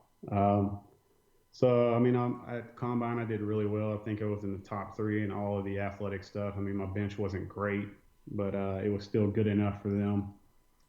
All my interviews with the teams, I interviewed with the Steelers, the Cowboys, the Rams, and the Bengals one-on-one. Those all went really good. So they thought it was pretty comfortable that I was going to be around the 4th round, is what they thought going into the draft. Now, obviously, things were different. I ended up getting drafted in the 7th. And Parcells was funny. He told me that he knew I was going to be there. That's why he didn't draft me early, because he was looking at everyone and how they were getting drafted, and he's like, I knew I could get you in the 4th, but I knew if I waited, I could get you later, that you would still be there. Damn, that's awesome though, man. The fact that they had their eye on him for that long, and they stuck around with it. That's awesome. So tell everybody, how was the weight, man? How's the weight? Nerve. How Weight's off. That's probably the worst part is the weight, especially when you're told for at that point 4 months that, hey man, you're going in the 4th round. The 4th round, 5th latest. That's where you're going to go. So the first day was just watching, having fun. I don't think anyone expected I was going to go to the 1st, 2nd, or 3rd. If I didn't went to 3rd, that'd have been great. But then the next day, when the 4th round ended, it was still okay. And then once that 5th round ended, that's when it started getting real nerve-wracking. Then the 6th round ends, and then you're like, okay. And then we start talking to these teams about where I'm going to go free agent. I'd already decided at that point I was going to go to the Texans and stay home. But then I got that call from Jerry, and that's when everything just kind of, all the weight and everything was worth it, and the weight just kind of moves away and goes away, and everyone, you see all the videos. It was just like that at the Whitley house. It was crazy. Yeah, man. How was that phone call, man? You don't got to go into specifics, but how was that, getting a call from Jerry Jones? It was crazy. It's funny. They tried to call me for about 20 minutes, and it was an unknown number, and we don't answer unknown numbers. And my mom, I was like, just answer it, Mom. You don't know who it is. And sure enough, it was Jerry. And he's on the phone just like he does. Hey, Jay, how you doing? It's Jerry Jones from Dallas Cowboys. And so everyone's going crazy, and he's like, we're going to take you. And then my brother went and hugged me and hung up on him. Oh, wow. And so it's like, great. Now he's probably not going to draft. Well, they called back, and they still drafted me. And it was great, man, talking to Jerry and Parcells and all those guys, and being excited about being a part of the Dallas Cowboys. Obviously, because that was my childhood dream team, was the Dallas Cowboys. So it was a call I'll never forget, and a night I'll never forget for sure. Oh, that's beautiful. We're both Cowboy fans, so that's a huge thing to get to talk to a former Cowboy. So. Well, I appreciate it. You should have been in. The crazy thing was being in that locker room after the first day. You go in for the rookie mini camp, and you go to college and you see guys they're good, they're studs, they're stars. Man, you step in an NFL locker room, it's different. Roy Williams from OU walks in there, Terrell Owens walks in there, Drew Bledsoe, and you just see all these guys, Mariano Rivera, and it's insane just seeing all these guys. You're very starstruck, and you try not to act like that because you want to show them that you're ready to play. But man, it's a pretty cool world. Was Romo there while you were there? Who? Romo. Yeah, Romo was the backup at the time. He ended up starting that year. That's the year that he started halfway through the season. He started, I think, the Carolina game, if I'm not mistaken. Yeah, he was still holding. He was still holding on the field goals and dropped the snap against Seattle in Seattle. Yeah. Yeah. You're supposed to have a Super Bowl. Man, we were pretty damn good that year. Yeah, that were. You're supposed to have a Super Bowl, man. So we were pretty good, and Parcells ended up leaving that year. I remember talking to him about it, and T.O. to me was a good guy. I got hurt that year, and I hung out with him quite a bit. But Parcells just told me, he goes, Whitley, they want me to cook dinner, but they won't let me buy the dishes. And to me, that was him saying, I really didn't want T.O. here. I wanted to continue to build my team. And I think he was just, once Jerry got down that path, he's like, I'm out. Damn. I think that's how it still is sometimes. So, EJ, you get drafted by the Cowboys. You don't play that first year. The next year, what happens with the Cowboys? So next year I got into all the off-season training. Wade Phillips had just showed up. Jason Garrett was there. I was working out with those guys. And I ended up actually getting released probably, I don't know, April, May, something like that, like right before, the camps or the off-season, the camps are going to crank up. So I ended up going over to the Bears for a while and then the Ravens, but I couldn't get really a long-term contract. Everything was like, yeah, we'll sign you for now. And I was engaged to my wife back at home. And so we just had a long conversation and decided that it wasn't worth trying to sit here and continue to chase this dream that didn't seem like wanted me chasing it. So hung up the cleats, came home, had to get a real job. But, looking back now, I think I'm happier that I didn't play as much as I did. I'm already in enough pain as it is. So that's a big deal. We talked to two guys last week about the same same deal when it's time to, when you decide that it's time to quit. How hard of a decision was that, ranking it towards other decisions you've made? How hard of a decision was that to say, because we both know you could have continued to play football, right? You didn't have to quit. How hard of a decision is it to do it like that when you don't have to? It was probably one of the hardest decisions I ever made in my life. And probably the main reasons that I was able to make that decision was, like I said, because I had my wife who I was engaged to back in Dallas. And she helped hold me accountable because I told her, I said, if I can't find a job in the NFL within 2 years, I want you to make sure that I quit chasing this. Because I've seen a lot of my friends chase that NFL dream for 4, 5, 6 years.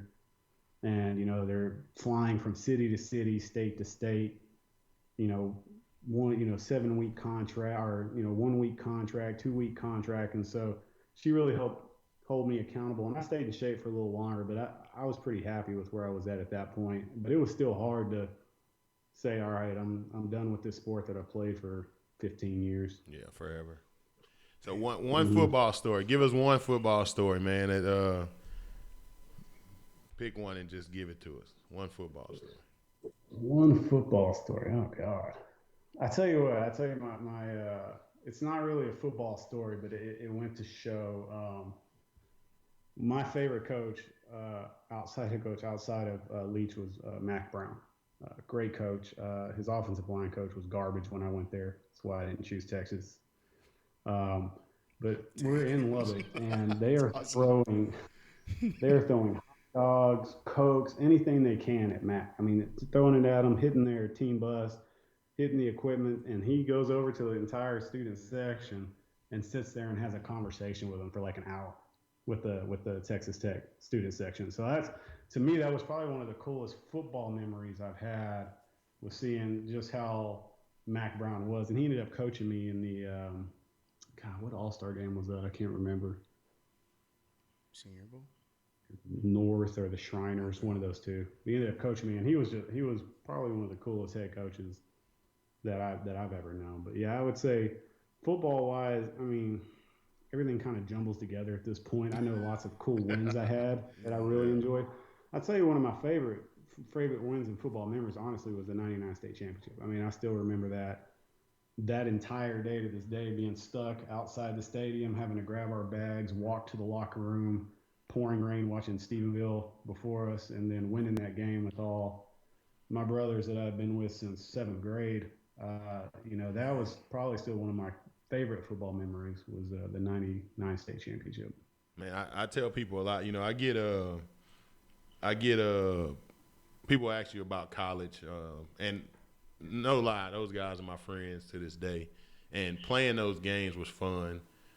But I never, there was never a game where I just felt like, man, this is like Lamarck. Like there was no game that I ever played in college to where my mind was like, this is Lamarck. Because I'm looking at, in that locker room when we're in Texas City, I'm looking at guys and everybody in there hates Lamarck, right? Everybody in there, from from the worst player on the team to the best player on the team, we all have this one thing in common. We hate them, and we're all, this brings us together. When you're in college, and you're playing against whoever, we played Louisville was the best team in our conference, TCU, those teams. People don't necessarily hate TCU. They just are playing that game. It's so you can't connect with everybody like that. Yeah. Or you can't connect with you might connect with one or two guys who like, yeah, I hate these, but not everybody. So some guys are just kind of sitting in there listening to their music and chilling.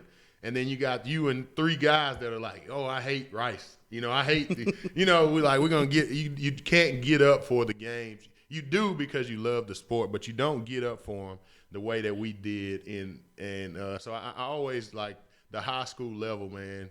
You got to take those days and you got to enjoy them because you're playing for the last team, in my opinion, that everybody on that team just loves that team and wants to win. It's a difference. Yeah. I think it's a difference. I think I'm not knocking at U of H we wanted to win. We were a team and all of that stuff, but it was just a different level versus when we were in high school.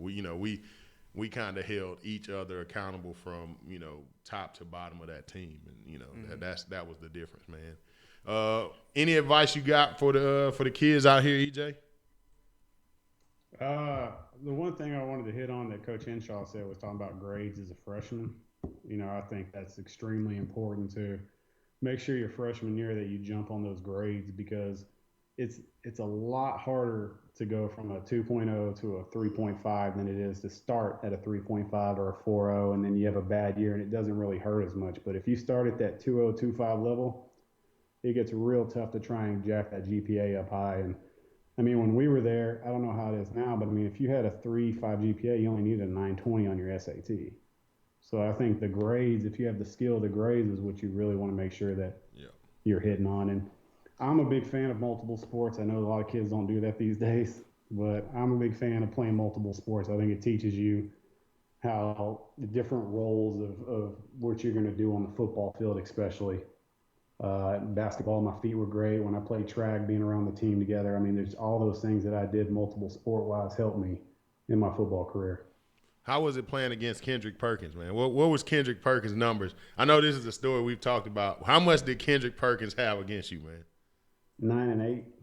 E.J. Whitley held Kendrick Perkins to 9 points. Was it 9 points, 8 rebounds, huh? Yeah, I will say I had a lot of help from the rest of the guys. But he went to the state tournament, and I think averaged 30 and 15 in the state tournament. I mean, we ended up that year, our senior year, we were second in the state in basketball behind Beaumont Ozen and Kendrick Perkins. He wasn't as good as everyone thought he was. He was just big. He's trash. When you're 6'10", 6'11" in high school, I mean, you're a big dude. You're already going to be all right. You're playing a bunch of 6'5" centers. That's not very hard to be very good. Well, man, if you listen to him on ESPN, he says Kobe told him he's the best defender he ever played against. Post defender. R.I.P. Kobe. I believe that. He probably was a very good defender, but I wasn't the offensive. So that was JB, Dre, and JoJo and those guys, not me. Yeah, man. Well, man, we appreciate you taking time away from the family to talk to us. Tell the family I said hi. Do y'all have the skinless cat, man? I mean the hairless cat? Yeah, we got 2 of them. Y'all got 2 of them now. Yeah, we got 2 little Mr. Bigglesworth. Awesome. Well, man, we're going to let you go, man. Appreciate you calling. Y'all stay safe. Good meeting you, EJ. Thanks, guys. Man, that's awesome, man. Former Cowboy. Yeah, man. Even Texas Tech, cool, man. It's a big deal, man. Man, so we all, me, EJ, and Warren for a year, I think, maybe longer. We were all committed to Kentucky. Like it was like just like the guys before us. Well, the first 4 guys from Texas City, they all went to Texas, right? So you had 4 guys from the other state championship team go to Texas. So our quarterback, me, EJ, and Warren, we all committed to Kentucky. We're gonna go to Kentucky. It was set, and then bam, you see on TV, oh, no bowl games. No this, no that. On my signing day, I had the Kentucky letter of intent still in front of me. Like I could have signed it. What the hell? And I didn't. What were your options? The biggest one I had was Miami. So I had Miami, Kentucky, U of H, Arkansas, and Arkansas State, I think, were my last group. Arkansas State's coach told me, Wyoming. Arkansas State's coach told me, he's like, you can pick whatever position you want to play. You want to play tackle, you can play tackle. You want to play guard, you can play guard. Come on down. So every time I see Arkansas State, I look at like, oh man, but he had other offers. You like, I'm not going to Arkansas State. I think one of the guys that Coach Dowling coached, like one of his quarterbacks, was at Wyoming. So that guy was recruiting me. Okay. And then all of a sudden, out of nowhere, Wyoming stops recruiting me. And so Wyoming's not calling me no more. And I told my mom, I was like, man, I'm going to go on a visit to Wyoming. She's like, what the hell are you going to do all the way in Wyoming? I don't know. I'm just going to go up there. And the guy called me, and he was like, hey, man, you should take that Houston offer. The Wyoming coach calls me and tells me that. When I get to Houston, he's the DB's coach. Oh, wow. He calls me before he leaves Wyoming and says go to Houston, and then he's the DB's coach at Houston. So that's Can we just acknowledge something real quick that Roy Swan knows a shit ton of badass people. That's awesome, man. That's awesome. Man, I'm lucky. I've been lucky to be around some people who played at a high level. Me and EJ had we were on opposite ends. He was the right tackle. I was the left tackle. And, EJ seems like a good guy. He really that's does. my guy, man. That's my guy. Does he lives in Dallas? Yeah, he's in Dallas. So. That's awesome. All right, so let's get into the part where we just talk football. Okay, first thing first. Why? Okay, we're gonna look at the top 5. Why? Everybody, right now, put your top 5 running backs in the group. Now, 5 is too much. Put your top 3 running backs in the group. Who are the top 3 running backs in the NFL right now? I'm gonna go.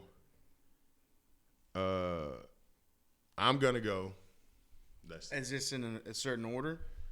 Yeah, the top Just 3. top 3, just random top 3. Yeah, who are the top 3? Not in a certain order. Not in a certain order. So I'm gonna go Zeke. Right, I'm not gonna say he's number 1. I'm gonna go Zeke. Man, number 2 is hard.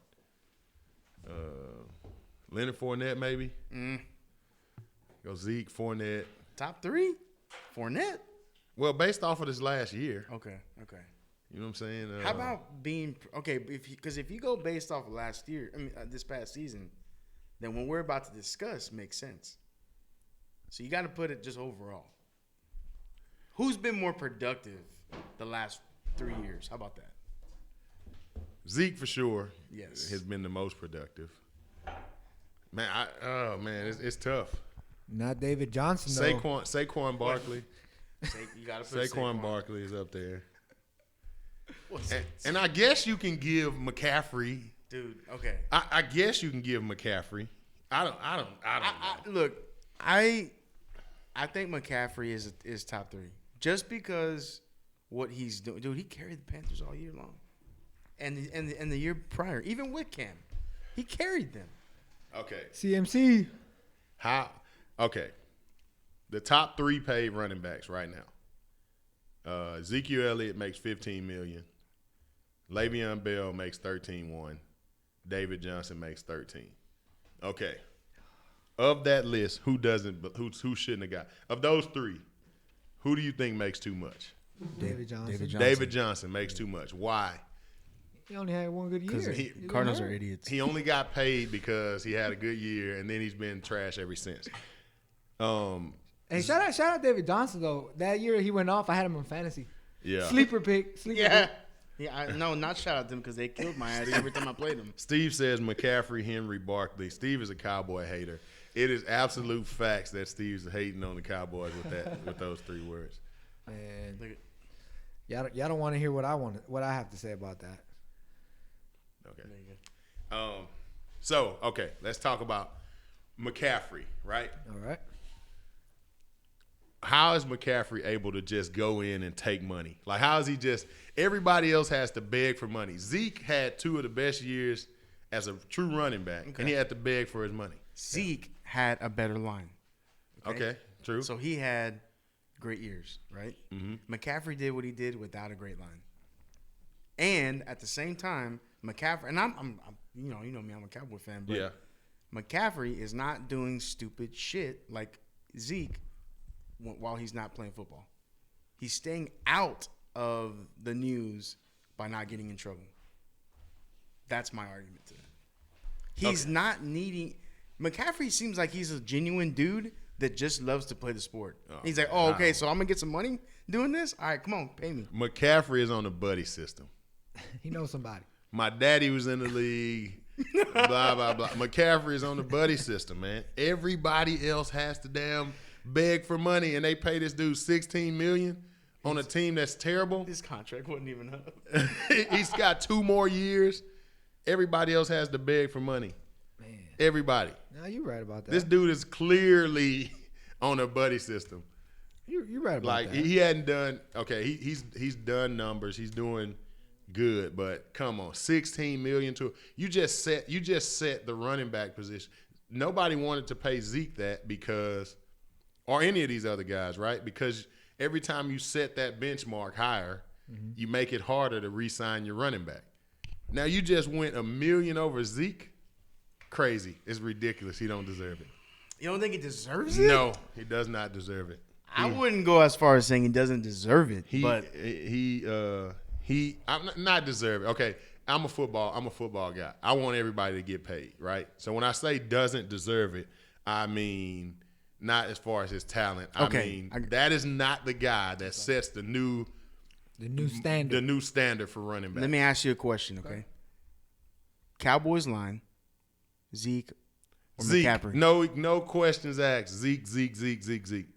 I disagree. McCaffrey is as good as he is because there is literally nobody else over there. Literally not a But weapon. he single-handedly wins them games. They don't win many games. Well, that's what I'm saying. Imagine if they had surrounding pieces. If they had surrounding pieces, his numbers would drastically drop. I disagree with that. They would if they had a receiver. Just think about it. Take away all of these receivers from the Cowboys and think about how many more of those screens Zeke gets. Think about how many more when they got to dump it down to him. They drop back with nobody out there to throw it to. McCaffrey drops into the flat and they throw it to him. Okay, so that's a great point. But if there's a dump pass going to anybody, I'll take McCaffrey over Zeke all day long.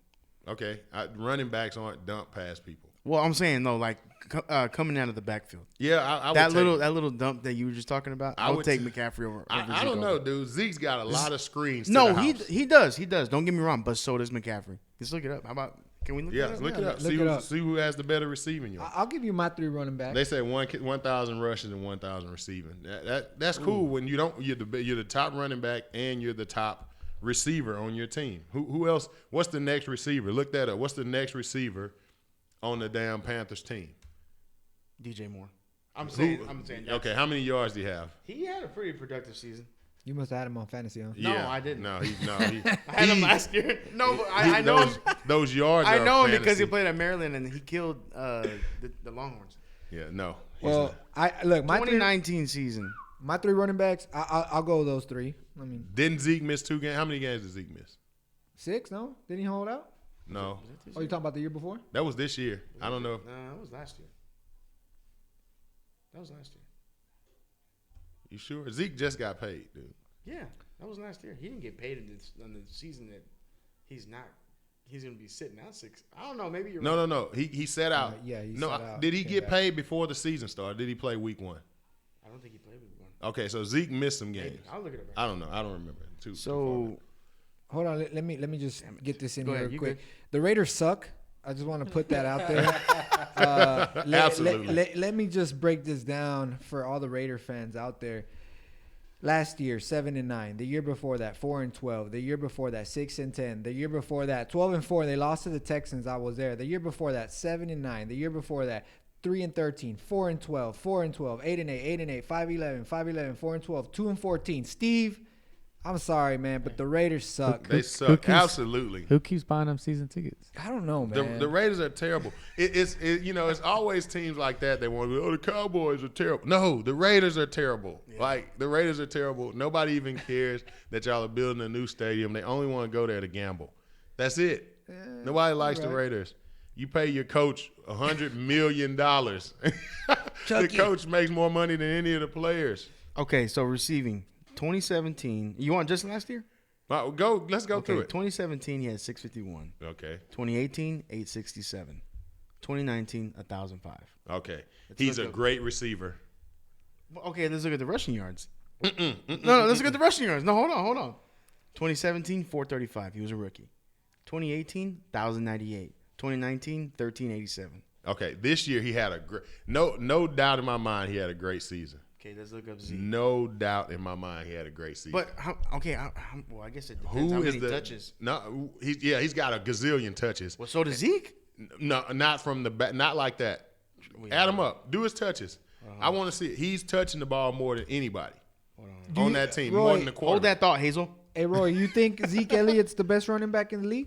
I think he's right up. I think he's top If two. you- I think it's McCaffrey than him. No way is McCaffrey. Come on, no way Roy. is McCaffrey. Let's be No realistic way right is here. McCaffrey. How is Saquon No not number way. one for you guys? Saquon. Saquon is a freaking the hell? monster. Saquon. What the He's hell? a monster. He's all right. His legs are as big as me and you, dude. Well, I'm pretty big, so. Dude, Saquon had games this year where he rushed for 23 yards you or ain't something like lying. that. You ain't Against the lying. Jets. and the Giants have nobody. Okay, so I have him on fantasy, 2017, so I'm vouching for him. Zeke had 2016, 1631. McCaffrey will never see that. This year he does. He will never see 1600. 2017, 983. Played 6 games. 2018, 1434. 2019, 1357. So, So you could his arguably worst say, year is okay, better than McCaffrey's best year. You could argue, but and I understand, but you could arguably say Zeke is, how you say, On decline? Or- declining. Already? What? Dude, Already? number wise, He- number breaking wise. news. He held Number out. one. He No, held no, I out know. this year No. to get a contract. Was it this year? Yes. He held out. He didn't do any No, he offseason. missed the preseason. That's all he missed. Okay, he didn't do any of that stuff. He came in the first week Hold after that he thought, had Hazel. Hold that thought. Receiving. Okay, now we're not gonna count 2016 because he was. But when you say this, people have to understand we have receivers to throw the ball to. Who? Okay. I won't count 2016 and 2017 because we still had Dez. Okay, and then this year you had a receiver this year too. Okay, well Cooper. Okay, yes. Okay, our quarterback threw for how many yards? I guarantee our quarterback threw for way more than the Panthers quarterbacks. Damn, you asked me to look up all this shit. Yeah, look it up. Okay, But so we got a Man. quarterback throwing for 4,000 Okay, yards. so 2019 receiving yards for Zeke 420, 2018 567, 2017 269, 2016 363. But I'm not gonna count that one. Which I'm is- not saying Zeke's bad. I love Zeke. Zeke is not. But Zeke is I'm not saying- going to catch the ball out of the backfield. That is not because we don't do. He's going to catch it, Our but he's offense got isn't built like that. screens set up to him. Of course. he's not. He's blocking in the protection a lot. He's You don't- in the protection. McCaffrey is out of the protection a lot. So I don't watch the Panthers. I guarantee because they're trash. But I can guarantee you the Panthers hold somebody else into the protection so they can leak their running back to be their third receiver or whatever. So they're probably in a lot of 2 tight end sets. I'm not and- saying that Zeke is terrible. who is the Panthers' top receiver? Greg Olsen. You know, like that. I think it's DJ Moore. Hold on. Dude, I guarantee if DJ Moore had 1,000 yards, did DJ Moore have 1,000 yards? Did he have 500 yards? And sitting out the 16 games we're talking about. Hold that thought, Hazel. Yo, hey, Nick Chubb though, man. Nick Chubb almost hit 1,000 yards first year, 1,400 this second season. Nick Chubb's trash. I'm kidding. I mean, I'm just saying. I'm kidding. Top 5 in the league. Nah, he is gonna be good though. He was definitely. What do you think sleeper. happens with him? You think he takes that jump into this conversation, or does Nick Chubb stay Nick Chubb? He'll stay Nick Chubb. Okay. I mean, I don't know. He's doing that on the Browns, bro. Cause I do want to bring something up, man. Like later on after we move on. Yeah, Christian McCaffrey had 30 more yards than Zeke this year. What would I put? Carolina. Chris Carson was the 5th leading rusher. If you ask Steve, Josh Jacobs is the best running back in the league. Hey, he's pretty damn good. Lamar Jackson might be the best running back in the league. He had the most average per right? carry, 1,200 yards. DJ Moore, Seth Roberts, Robbie Anderson. Oh no, he just signed that. God. Well, it says Zeke played all the games. He didn't Let's sit look down. up DJ. Yeah, he did. I'm telling you, he missed the preseason. No, I want to look at week 1. That's what I'm going to go back and do and see week 1 how many carries he had because he was just coming back. I think he had like 21. 13. 22. He had 13. It's a miss. So he had 13 touches week 1, 12 touches 1 week, 16 touches 1 week, 12 touches another week. Like, and I guarantee when I click Christian McCaffrey's name, his touches are going to be way higher than 12. He's DJ Moore, he's only been in the league for 2 years. His first year was 788. This past season was 1175. Okay, Christian McCaffrey receiving 15 receptions, dude. You got to be shitting me. 10 receptions, 15 receptions, 11, 10, 10. He had 142 targets. Go look at the receivers, and I guarantee there's receivers who don't have 142 targets. Damn. Yeah. Where are you looking that up? Because I don't see that. Yeah.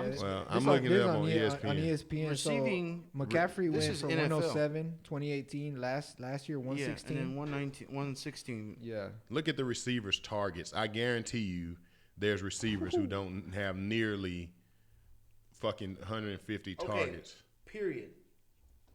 Not saying Zeke's bad. I trust. No, you're saying Christian McCaffrey's a beast. That's what you're saying. He's Okay. Dude, Right? saying that he's a beast is an understatement. Okay, Christian McCaffrey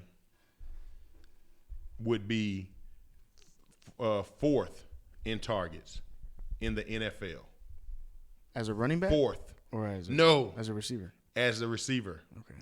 I mean, I understand. In targets. But maybe they target him because he's just that damn good. No, they No? don't target him because he's that good. They Dude, target him. at the end no, of the- I'm sorry. He's 8th in targets. But dude, wasn't Kyle Allen his quarterback? He's a check down king as well. Man, look.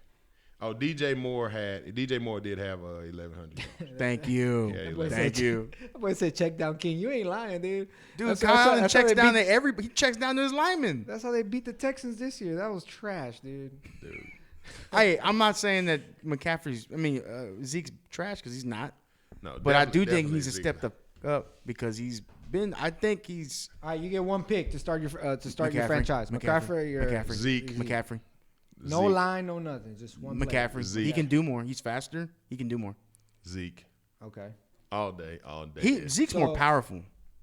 What do we want? What are we doing? What is the offense? Are we going to throw the Well, ball the to game damn now running is back evolving, 50 so times a we game? need speed. Jason Garrett's the head coach. for Jason this Garrett's trash. If you're targeting, I would argue this. I would argue if I'm targeting my running back 150 times a season, I suck as a team. Well, no, the Panthers suck. If the Panthers are gonna so that you're proving my point for me. If the Panthers are ever gonna be good, Christian McCaffrey is gonna have to his stats are gonna have to steeply decline. No. If I'm targeting my running back 140 times a game, I'm not throwing the ball downfield. Because you have a trash ass quarterback. Again, it doesn't matter He why. had good stats with Cam. It And doesn't Cam matter. threw the ball. Did they win anything? They went to the Super Bowl? That was not because of Christian McCaffrey. Look at Christian McCaffrey's numbers. Okay, I'm saying though with Cam. They went to the Super Bowl with Cam? Yeah, they did. they did. But they had a they better. did. Okay, receiving core, though. my thing is everybody that I know here, speed. Yeah. All day long. You won't take speed over power? No, I'm not taking a running back. If I'm going to throw the ball, I want to throw the ball that way. That's the goal. You drop back. You don't throw the ball here and here. Like, that's what – every time, if I'm throwing the ball to my running back, that means two things, right? I'm not protected, I'm a check down king. or my receivers are covered up. That's Like, what that Dak means went they're through. locked When up. Zeke was not there, Dak, he was shit. Because he couldn't throw to nobody. Everybody was sitting on the pass because that running back wasn't a threat. I'm talking about if I'm targeting my receivers, and I can't say this enough. If I'm targeting my running back 142 times, more than every receiver in the league, I am not throwing the ball down the field unless he's running all wheel route. Unless he's like going up unless he's in a route every Retired. time. Yeah, dude. So I don't want my running back catching the ball more than anybody on my team. Corey said Zeke ran a 4.740. I think McCaffrey's faster than that. I don't I think he's a little care. faster than that. I don't care what he runs in the 40. I'm gonna hand him the ball between the tackles. Oh, they both ran. Hey man. How y'all feeling about Trump right about now, man? All of y'all accounts are all of y'all accounts are 1,200 thicker. Y'all feeling good? McCaffrey is better and also has a better agent. That's why he got paid. Who said that? Steve. Look, it doesn't matter, dude. Steve's a Cowboy hater. Steve is a hater. Count. This ain't about the Cowboys. Let's get not out at all. of the Cowboys. Not at all. Let's talk about Le'Veon Bell, who 3 seasons ago people were saying he was the best back ever. But 3 seasons ago, McCaffrey wasn't in the league. Nah, I don't want to hear that. Yeah, come on, man. Le'Veon Bell had to quit football for a whole year To get paid. after he was doing. Go look at his numbers. No. He was. And he was a part of the Triple Bs. They were going to deep runs in the playoffs. They didn't beat the Cowboys, though. They were one of the best teams in the league with him. McCaffrey is one of the worst teams in the league, and they won't be good anytime soon. They're signing people from the XFL to pay. They won't be good anytime soon. So we're talking about one of the best players in the league on one of the best teams in the league. Okay, so He had to beg for money. do me a favor. Yeah. Take McCaffrey off the Panthers. Plug him into the Steelers. You don't think they're better or just as good? Then with Le'Veon Bell, no, just as good or better. right now, yeah, they are. Okay. Right, they're good. But McCaffrey's numbers do this. I don't see it. Yeah. I I don't don't see know how. I don't know how you can't see it. I don't see it. The Steelers line up in 4 wides and they spread the ball every year. The Steelers come Dude, up with a new receiver. That's dump down city, baby. Steelers? Yes. No way. No. If you do that, you spread them out. You have McCaffrey as a running back 1-on-1 with a linebacker. Come on, dude. The Steelers are going to give the Big Ben doesn't throw the ball to, except for he throws the ball to his top receiver. But let's just keep looking back. He has Sanders, Plaxico, you know what I'm saying? Brown. Like the Steelers always find a new receiver to throw the ball to. So you put him in that offense, he's going to get some check downs and all of that stuff. Yeah, that's what but I'm he's saying. not going to Not get as 142 targets. I hear you. Okay, Nobody's so- throwing him the ball 142 times. No way, no how. Not going to happen. I hear you on Bell that. robbed And- the Jets. Hell yeah, he did. Well, he had to sit out a whole season, and the Jets suck. He should have never even had to beg the Jets for money. Nope. He should have never had to beg for money. He should have Steelers. got paid. Steelers? Yeah, he shouldn't have never had to sit out a whole year to get paid. He had multiple. I think he had 3 great seasons. Look it up. Yeah, 3 he was- seasons where he was one of the top backs in I'm the just league. saying, dude. Yeah. McCaffrey's a monster, and I don't think people give him credit enough. But I he's think a he's monster. on. He's on the buddy system. My dad is in the league. Dude is elusive in the open field. Back in the Gap, they used to have a freestyle that says some Ed McCaffrey. Remember that with my boy Ed McCaffrey or something, man. I remember that freestyle. Oh, man, that's So not familiar. Ed McCaffrey is, thank you, Ed McCaffrey, because your son. You don't like McCaffrey, is, right? I don't dislike McCaffrey. You don't think he's but He shouldn't I have got don't paid. worthy think of his contract? He is the top paid running back in the league type of guy. There are guys who I would rather turn around and hand the ball to, because that's what a running back is, right?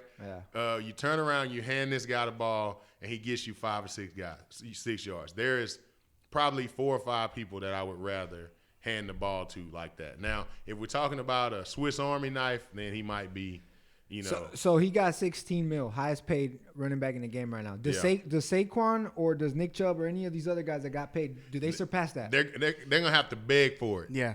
Saquon Barkley will probably the be. Panthers are going to pay him because they're the Panthers. They don't have anybody else to pay. But you lock somebody like that up to hopefully draft and build around your team. Build around your diamond. The best thing Ed McCaffrey ever did was get his wife pregnant, because now they're on the buddy system. Dude, Christian McCaffrey he was a monster in college. Yeah, and no, he's still a he's monster. good. He's good, man. We're not talking about he's not good. Do you think he'd be a badass receiver? Like, just forget running back, just a receiver. You think he'd be good? Yeah, he's better at receiver than he's at running back right now. He's good at running back too, though. Yeah, that's true. Damn you, Roy. Is it the system? You think it's a system? No, they have a shitty system over No, there. but let me put it this way. Let's say McCaffrey somehow ends up in New England. Oh, dude. Well, What do you like? Bill's not a one man show, but I'm willing to bet Bill Belichick will feed Christian McCaffrey. I don't know, man. I mean, You don't think so? Because they toss out running backs over there like they're barbecue chicken. You're right. So, I mean, they got some good running backs in the past, but they don't ever sign people like that to long term. Not running backs. Yeah, I don't know. I think everybody else has to beg for money. And this dude had a great season. Is this no water lie. available? Yeah, sure. Yeah, get it. He had a great season, no lie, but why is he not having to beg for money? Hey, before we forget, athletes. We got to do the athletes. Sorry. So, student athletes, we told you guys to put in our nominations. Julio, you ready for that? Yeah. We told you guys to put in your nominations for your student athletes in your report cards. We want to recognize how many did we do? 3. We did 3 this week. There's one of them. One of them's from San Marcos, Texas. Another one is from Indiana, Connorsville, nice. Indiana. Let me look that one up real quick. Shout out Indiana. Indiana. Shout out Indiana. Man, I was surprised when I saw that. So I'm going to go in the order that you sent them to me, Robert. Say it again. I'm going to go in the order that you sent them to me. As far as the pictures. Okay, yeah, that's fine. That's fine. Well, I did one of 3. Oh, how did you post them? Well, can you hear me? Okay, yeah. So first student athlete of the week is Jose Cruz Jr. I think his nickname is Gallo from San Antonio. Oh, he's actually from New Braunfels, Texas. Current team is the 12U STX Beast Boys, which is probably the team that you lost to in the didn't y'all lose to, was it the 12U or 13U? Y'all lost to somebody in the tournament. Oh, and Corpus. Was it Corpus or no? It's Far. Was it Far or Corpus? No, we won everything in Far. Okay, well then Corpus. He's a running back. I've actually seen him play. We saw him play in Round Rock. Great kid. He's got pretty good vision. So yeah, is his picture up yet? Yeah, yes. Awesome. Okay, cool. So yeah, great job, Jose. Keep up the great work. Next student athlete is Carson Moore. He's 9 years old from Connorsville, Indiana. Indiana in the house. He's a 2-sport athlete. Man, that's awesome. We're getting in Indiana. He's a 2-sport athlete. You have his picture up? I'm not pictures up. Yeah. Okay, awesome. Great job, Connor. I'm sorry, Carson. I almost put his name Connor because Connor Carson is kind of the same thing. Anyways, great job. Thank you guys for tuning into the check down. The third one from last week is Jacob Juarez from San Marcos, Texas. His current team he's a basketball player. Nice. Current team is the San Marcos Lions select basketball team. He's got some nice form going on there. San Marcos in the house, man. He's shooting Marcus, a jumper, man. You seen that? He's shooting a jumper. Nice little hand in the cookie jar right there. The kid who's jumping looks like he's like 6'7". Oh yeah. The kid's jumping. The kid that's jumping is a grown man. I'm sure he made that shot over him as well. Yeah, but that kid's huge. He is huge, man. But yeah, those are our 3 student athletes of the week. We actually got a female student athlete nominated yesterday. Nice. So yeah, man, keep them coming, man. Keep them coming. We can keep growing this. Maybe we can get some of these athletes to call in and talk about, tell us about their stories, man. So keep them coming. And we'll, we want to promote your kids on here, man. That's what it's all about. It's about these kids, not the adults. Definitely. So what we're gonna do with the student athletes is that we're gonna post them on Facebook, Instagram, and we're also posting them on our website. What's the website, Junior? The website is www.windupmediagroup.com. Well, it's 3 W's, not 2. 3 W's. 3 W's. www. www.windupmediagroup.com. And if you go to the check down podcast, I don't know how it is a tab, but your student athlete's picture will be featured on the front page. So yeah, we appreciate you guys tuning in. If you want to get your nominations in, you send them. I know a lot of you commented on the actual post, which is cool. That's fine. But if you could DM or PM to the Facebook or to the Instagram, that would be better, just so we can keep good track of them. But we definitely want to keep doing it. Maybe in the near future we'll get 1 or 2 kids to Skype in or call in with their parents, just so we can recognize them and you guys can get to hear from them. Nice. Yeah, man. So next week we're gonna kind of. I like what we got going. We got another coach that's been coaching for a long time. Next week. Now, I have to, before I mangle his name, I'm gonna apologize to him in advance. But he's at Alvin, man. This guy's been everywhere, and his name is Teykel. I don't know if you say Takel or Tykel. I would say Takel. That's Yeah. Tackle. Well, somewhere close to tackle, and he's been coaching tackle football for years. So we got him, and I'm working on our other guest, our football player guest. If you guys have anybody that you would want to come in and talk, or anybody you want to hear, we'll reach out to anybody. Trust me, if you look at our Instagram, I've reached out to everybody.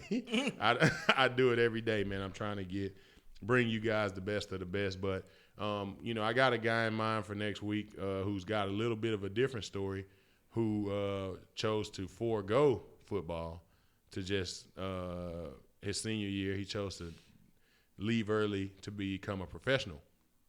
So I think that's a good story to have, and I'm going to try to call him and have him on here next week. So, we've heard from two guys who had different levels of success in the NFL and got drafted and all of that stuff. But I think it's good for everybody to hear about these guys who also have taken a different path that wasn't the draft. So that's what we got coming up.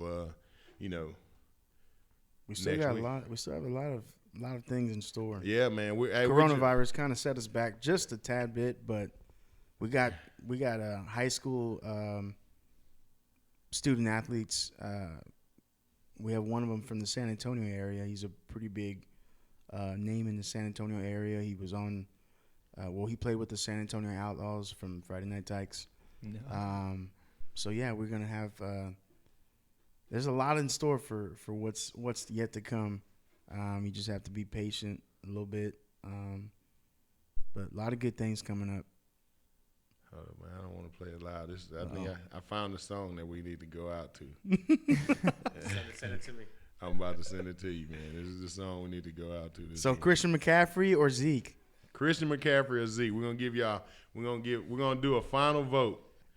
Hey, I got one better for you guys. Have y'all been keeping up with this Twitter debate? No, which one? Which state has the best NFL players? Oh, Texas. No doubt. Oh, not even. All right, so let me break it down to you. Georgia, this will be their team if they, hypothetically. I seen it. Cam, Gurley, Watson. I don't have my glasses. Which on. Watson? Is that the quarterback Watson? Yeah, Deshaun. Then you have Nick Chubb, and then the speedsters of the Chiefs, right? Team Florida: Lamar Jackson, Cooper, Derrick Henry, T.Y., Sammy Watkins, Dalvin Cook. Then you got Texas. You got AP. That's a pretty good team. AP, Florida. Mahomes, Breeze, Kyler Murray. The receiver for the Broncos, was it Sutton? And Sanders, Mike Evans. And then you got Cali, Aaron Rodgers. AP is our running back. We got a lot of quarterbacks. We're going to have to move the quarterback to receiver. Murray's got to go to receiver. Breeze and Mahomes will play the quarterback. Murray will go to receivers. We'll have Mike Evans, Murray, Sutton, AP in the backfield. So would AP be the best running back to come out of Texas? Well, I guess right now in the league, I don't think he's the best ever to come out of Texas. Who do you think? Because we got to put him on this team, man. I mean, we can't lose. Man, NFL-wise, I don't know. You got to think about Cedric Benson. Yeah, you talking about current? Yeah, I mean, yes, look, well, it says because then you got to start getting Earl Campbell and old guys and stuff. Yeah, you got a lot of people, man. We got a lot of classic. But AP has had the most NFL success, though. True. There's nobody. If you look at his numbers, there's nobody who has more NFL success than AP. I mean. But I don't think when you think about running backs out I'll of take Texas. McCaffrey over AP. I'm kidding. Hey, we're going to have to get this dude a McCaffrey jersey. I'm going to make sure. Yeah, man. There you go, man. Right now we got one vote for Zeke. We're going to just count Steve Medina's vote for Christian. So it's 1-1. We're going to go first to 5 wins. We got a pen? I don't have one. We're going to go first to 5 wins. We got one Zeke One McCaffrey. McCaffrey or But Zeke? Take your pick. McCaffrey's vote is by a hater, Steve. He's hating on the Cowboys. So Zeke, and it Steve's can't be not- because Steve's not a general hater. He's just a Cowboy hater. So we're not gonna say he hates in his everyday life, but he's a Cowboy hater. so McCaffrey's got one. It's Zeke's 1 got to one. 1. Two now. McCaffrey. Oh, Titus Ooh, Brooks. good 2. job, Crystal. Okay, McCaffrey or Zeke? Who you taking? I'll take McCaffrey. First to 5. No, we can't 3. vote. No, we can't vote. We can't vote. vote. Oh, McCaffrey. No, hey, man, 3. it's tainted. It's tainted. Cowboy haters are voting left and right. Tristan, I know you know. Demo Who are you just gonna voted take, for Tristan? McCaffrey? Demo is a Cowboy hater. Like this is a hate. This is a hate vote. Come on, Zeke people. Where my Cowboy fans at, man? Hey, I love the Cowboys, man, but I gotta give McCaffrey some respect. Oh man, we got 3-1 McCaffrey. McCaffrey over First to Zeke. 5. First to 5. First to 5. This. Oh, that. There That's you go. a tie. There you go. Great, 4. great Oh, mind. that's for another Cowboy hater. She's a Redskins fan. Oh, she's a Redskins fan. All Redskins votes This- don't count. This has become a I hate the Cowboys vote Okay. fest. Zeke. The only That's my person, cousin. 2 Zekes. Shout out to Paul for watching. the only person who voted. Oh, there's another Zeke. That's your wife. The only person who voted. Brandy, for, if you're watching, you better not do it. You better. Titus is the only honest vote, and Titus is a Cowboy hater too. He is. The He's a Rams, Cowboy hater, Rams, too. select. Uh, That means McCaffrey. I'm just kidding. 4-3. 4-3 McCaffrey. First one to 5. But three of McCaffrey's votes are haters. 3 of Come them are haters. on. Who else? Who else? I'm hoping the Zeke comes up next, and then Wives don't count.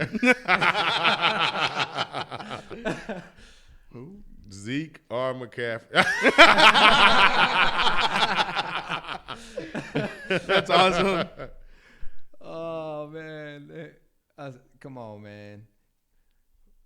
Oh, no. Everybody just laughing. Nobody- Zeke, there you go. Zeke, there we go. It's 4-4. 4-4. McCaffrey! No. That's Steve Medina. Steve. We Steve already don't- count. Steve don't count. We already counted Steve. Oh, Zeke or McCaffrey? Select means Zeke. you got that one right. No, that one doesn't Yeah, count. we already got him. He picked Corey, can't be cheating, man. 4-4. 4-4. Let's do it. With an McCaffrey. asterisk by 3 McCaffreys are haters.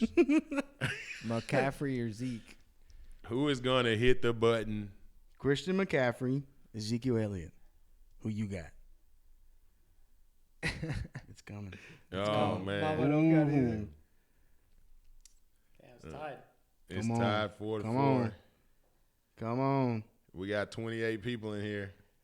Who's gonna be the final vote? Will it be a hater or will it be just somebody who's Somebody neutral? be the tiebreaker. Come on. Somebody put McCaffrey or Zeke. Christian McCaffrey, look him up. You don't have. Yeah, you got to look him up. You don't have to look up. There you Zeke. go. Chris Blake.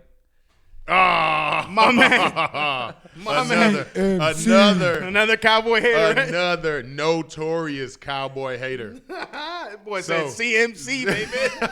CMC, stamp it. 5 of 5 Cowboy haters voted on this poll. 5 of 5. Well, Hey, but I'll take McCaffrey- Zeke as a backup. Hell no. Hell no. Zeke ain't no backup. Hey, Steve Medina, you got what you wanted, man. You got what you wanted, man. Zeke lost to haters. We'll see this year Oh, man. who has the most rushing yards in the coronavirus season. McCaffrey's going to have The Corona 600 Bowl. receptions. He's gonna go off this year. McCaffrey who gets the Madden cover. Yeah, so that's what we'll do. We'll put a poll up on the page this week.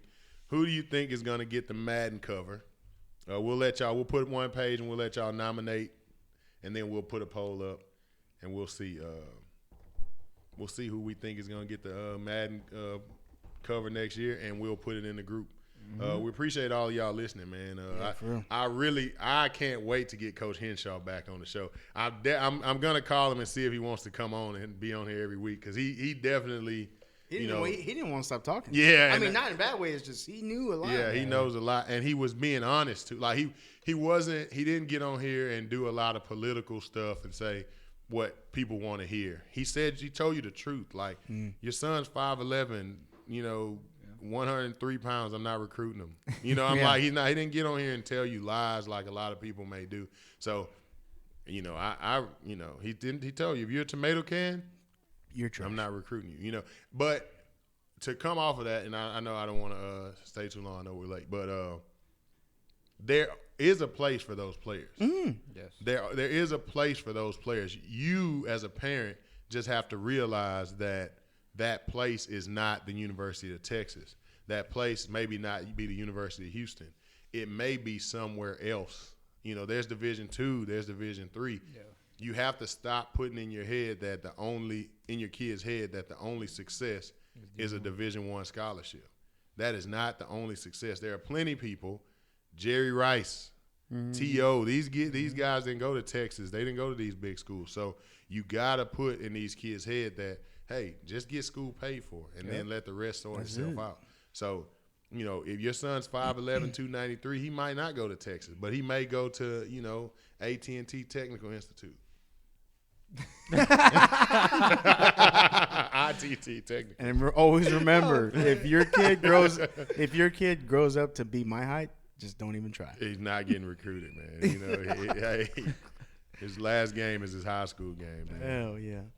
But hey, did you ever? Oh, you put the sponsor on the page, Robert. Who are our sponsors again, man? Man, you putting me on the spot right now. I'll do it. Well, we didn't give Frank the Tank his spot. All right, so shout out to the newest sponsor of the team, Frank the Tank Grilling, Team 7 Grillers. I think I'm saying it wrong, but shout out Frank the Tank, man, for being a proud supporter and sponsor of the Wind Up and the Check Down and the Wind Up Media Group. So shout out to Frank the Tank. Also, our other sponsors, Rick Web Design, for all your website needs, apps, any IT stuff. Those are the guys to go to.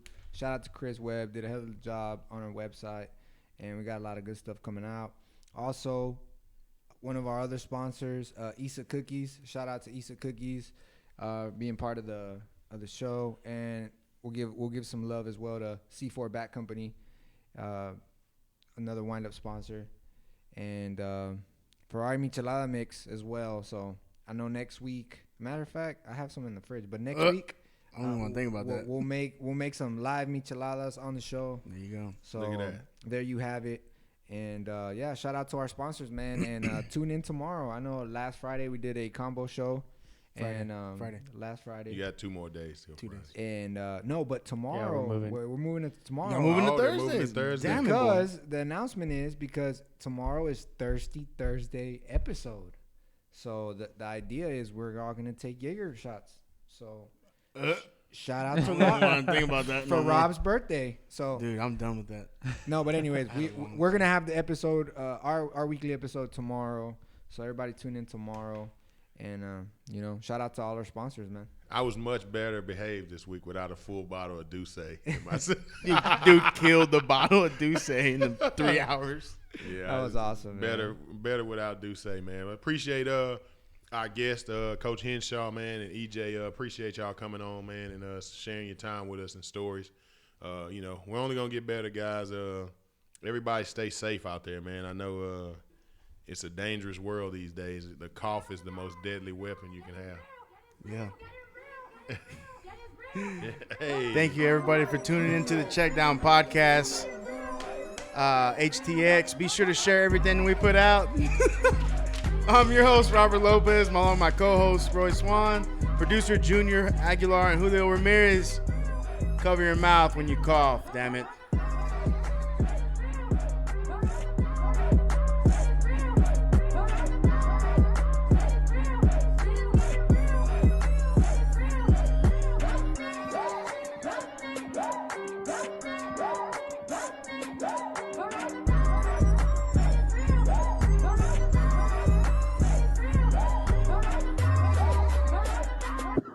Hold up.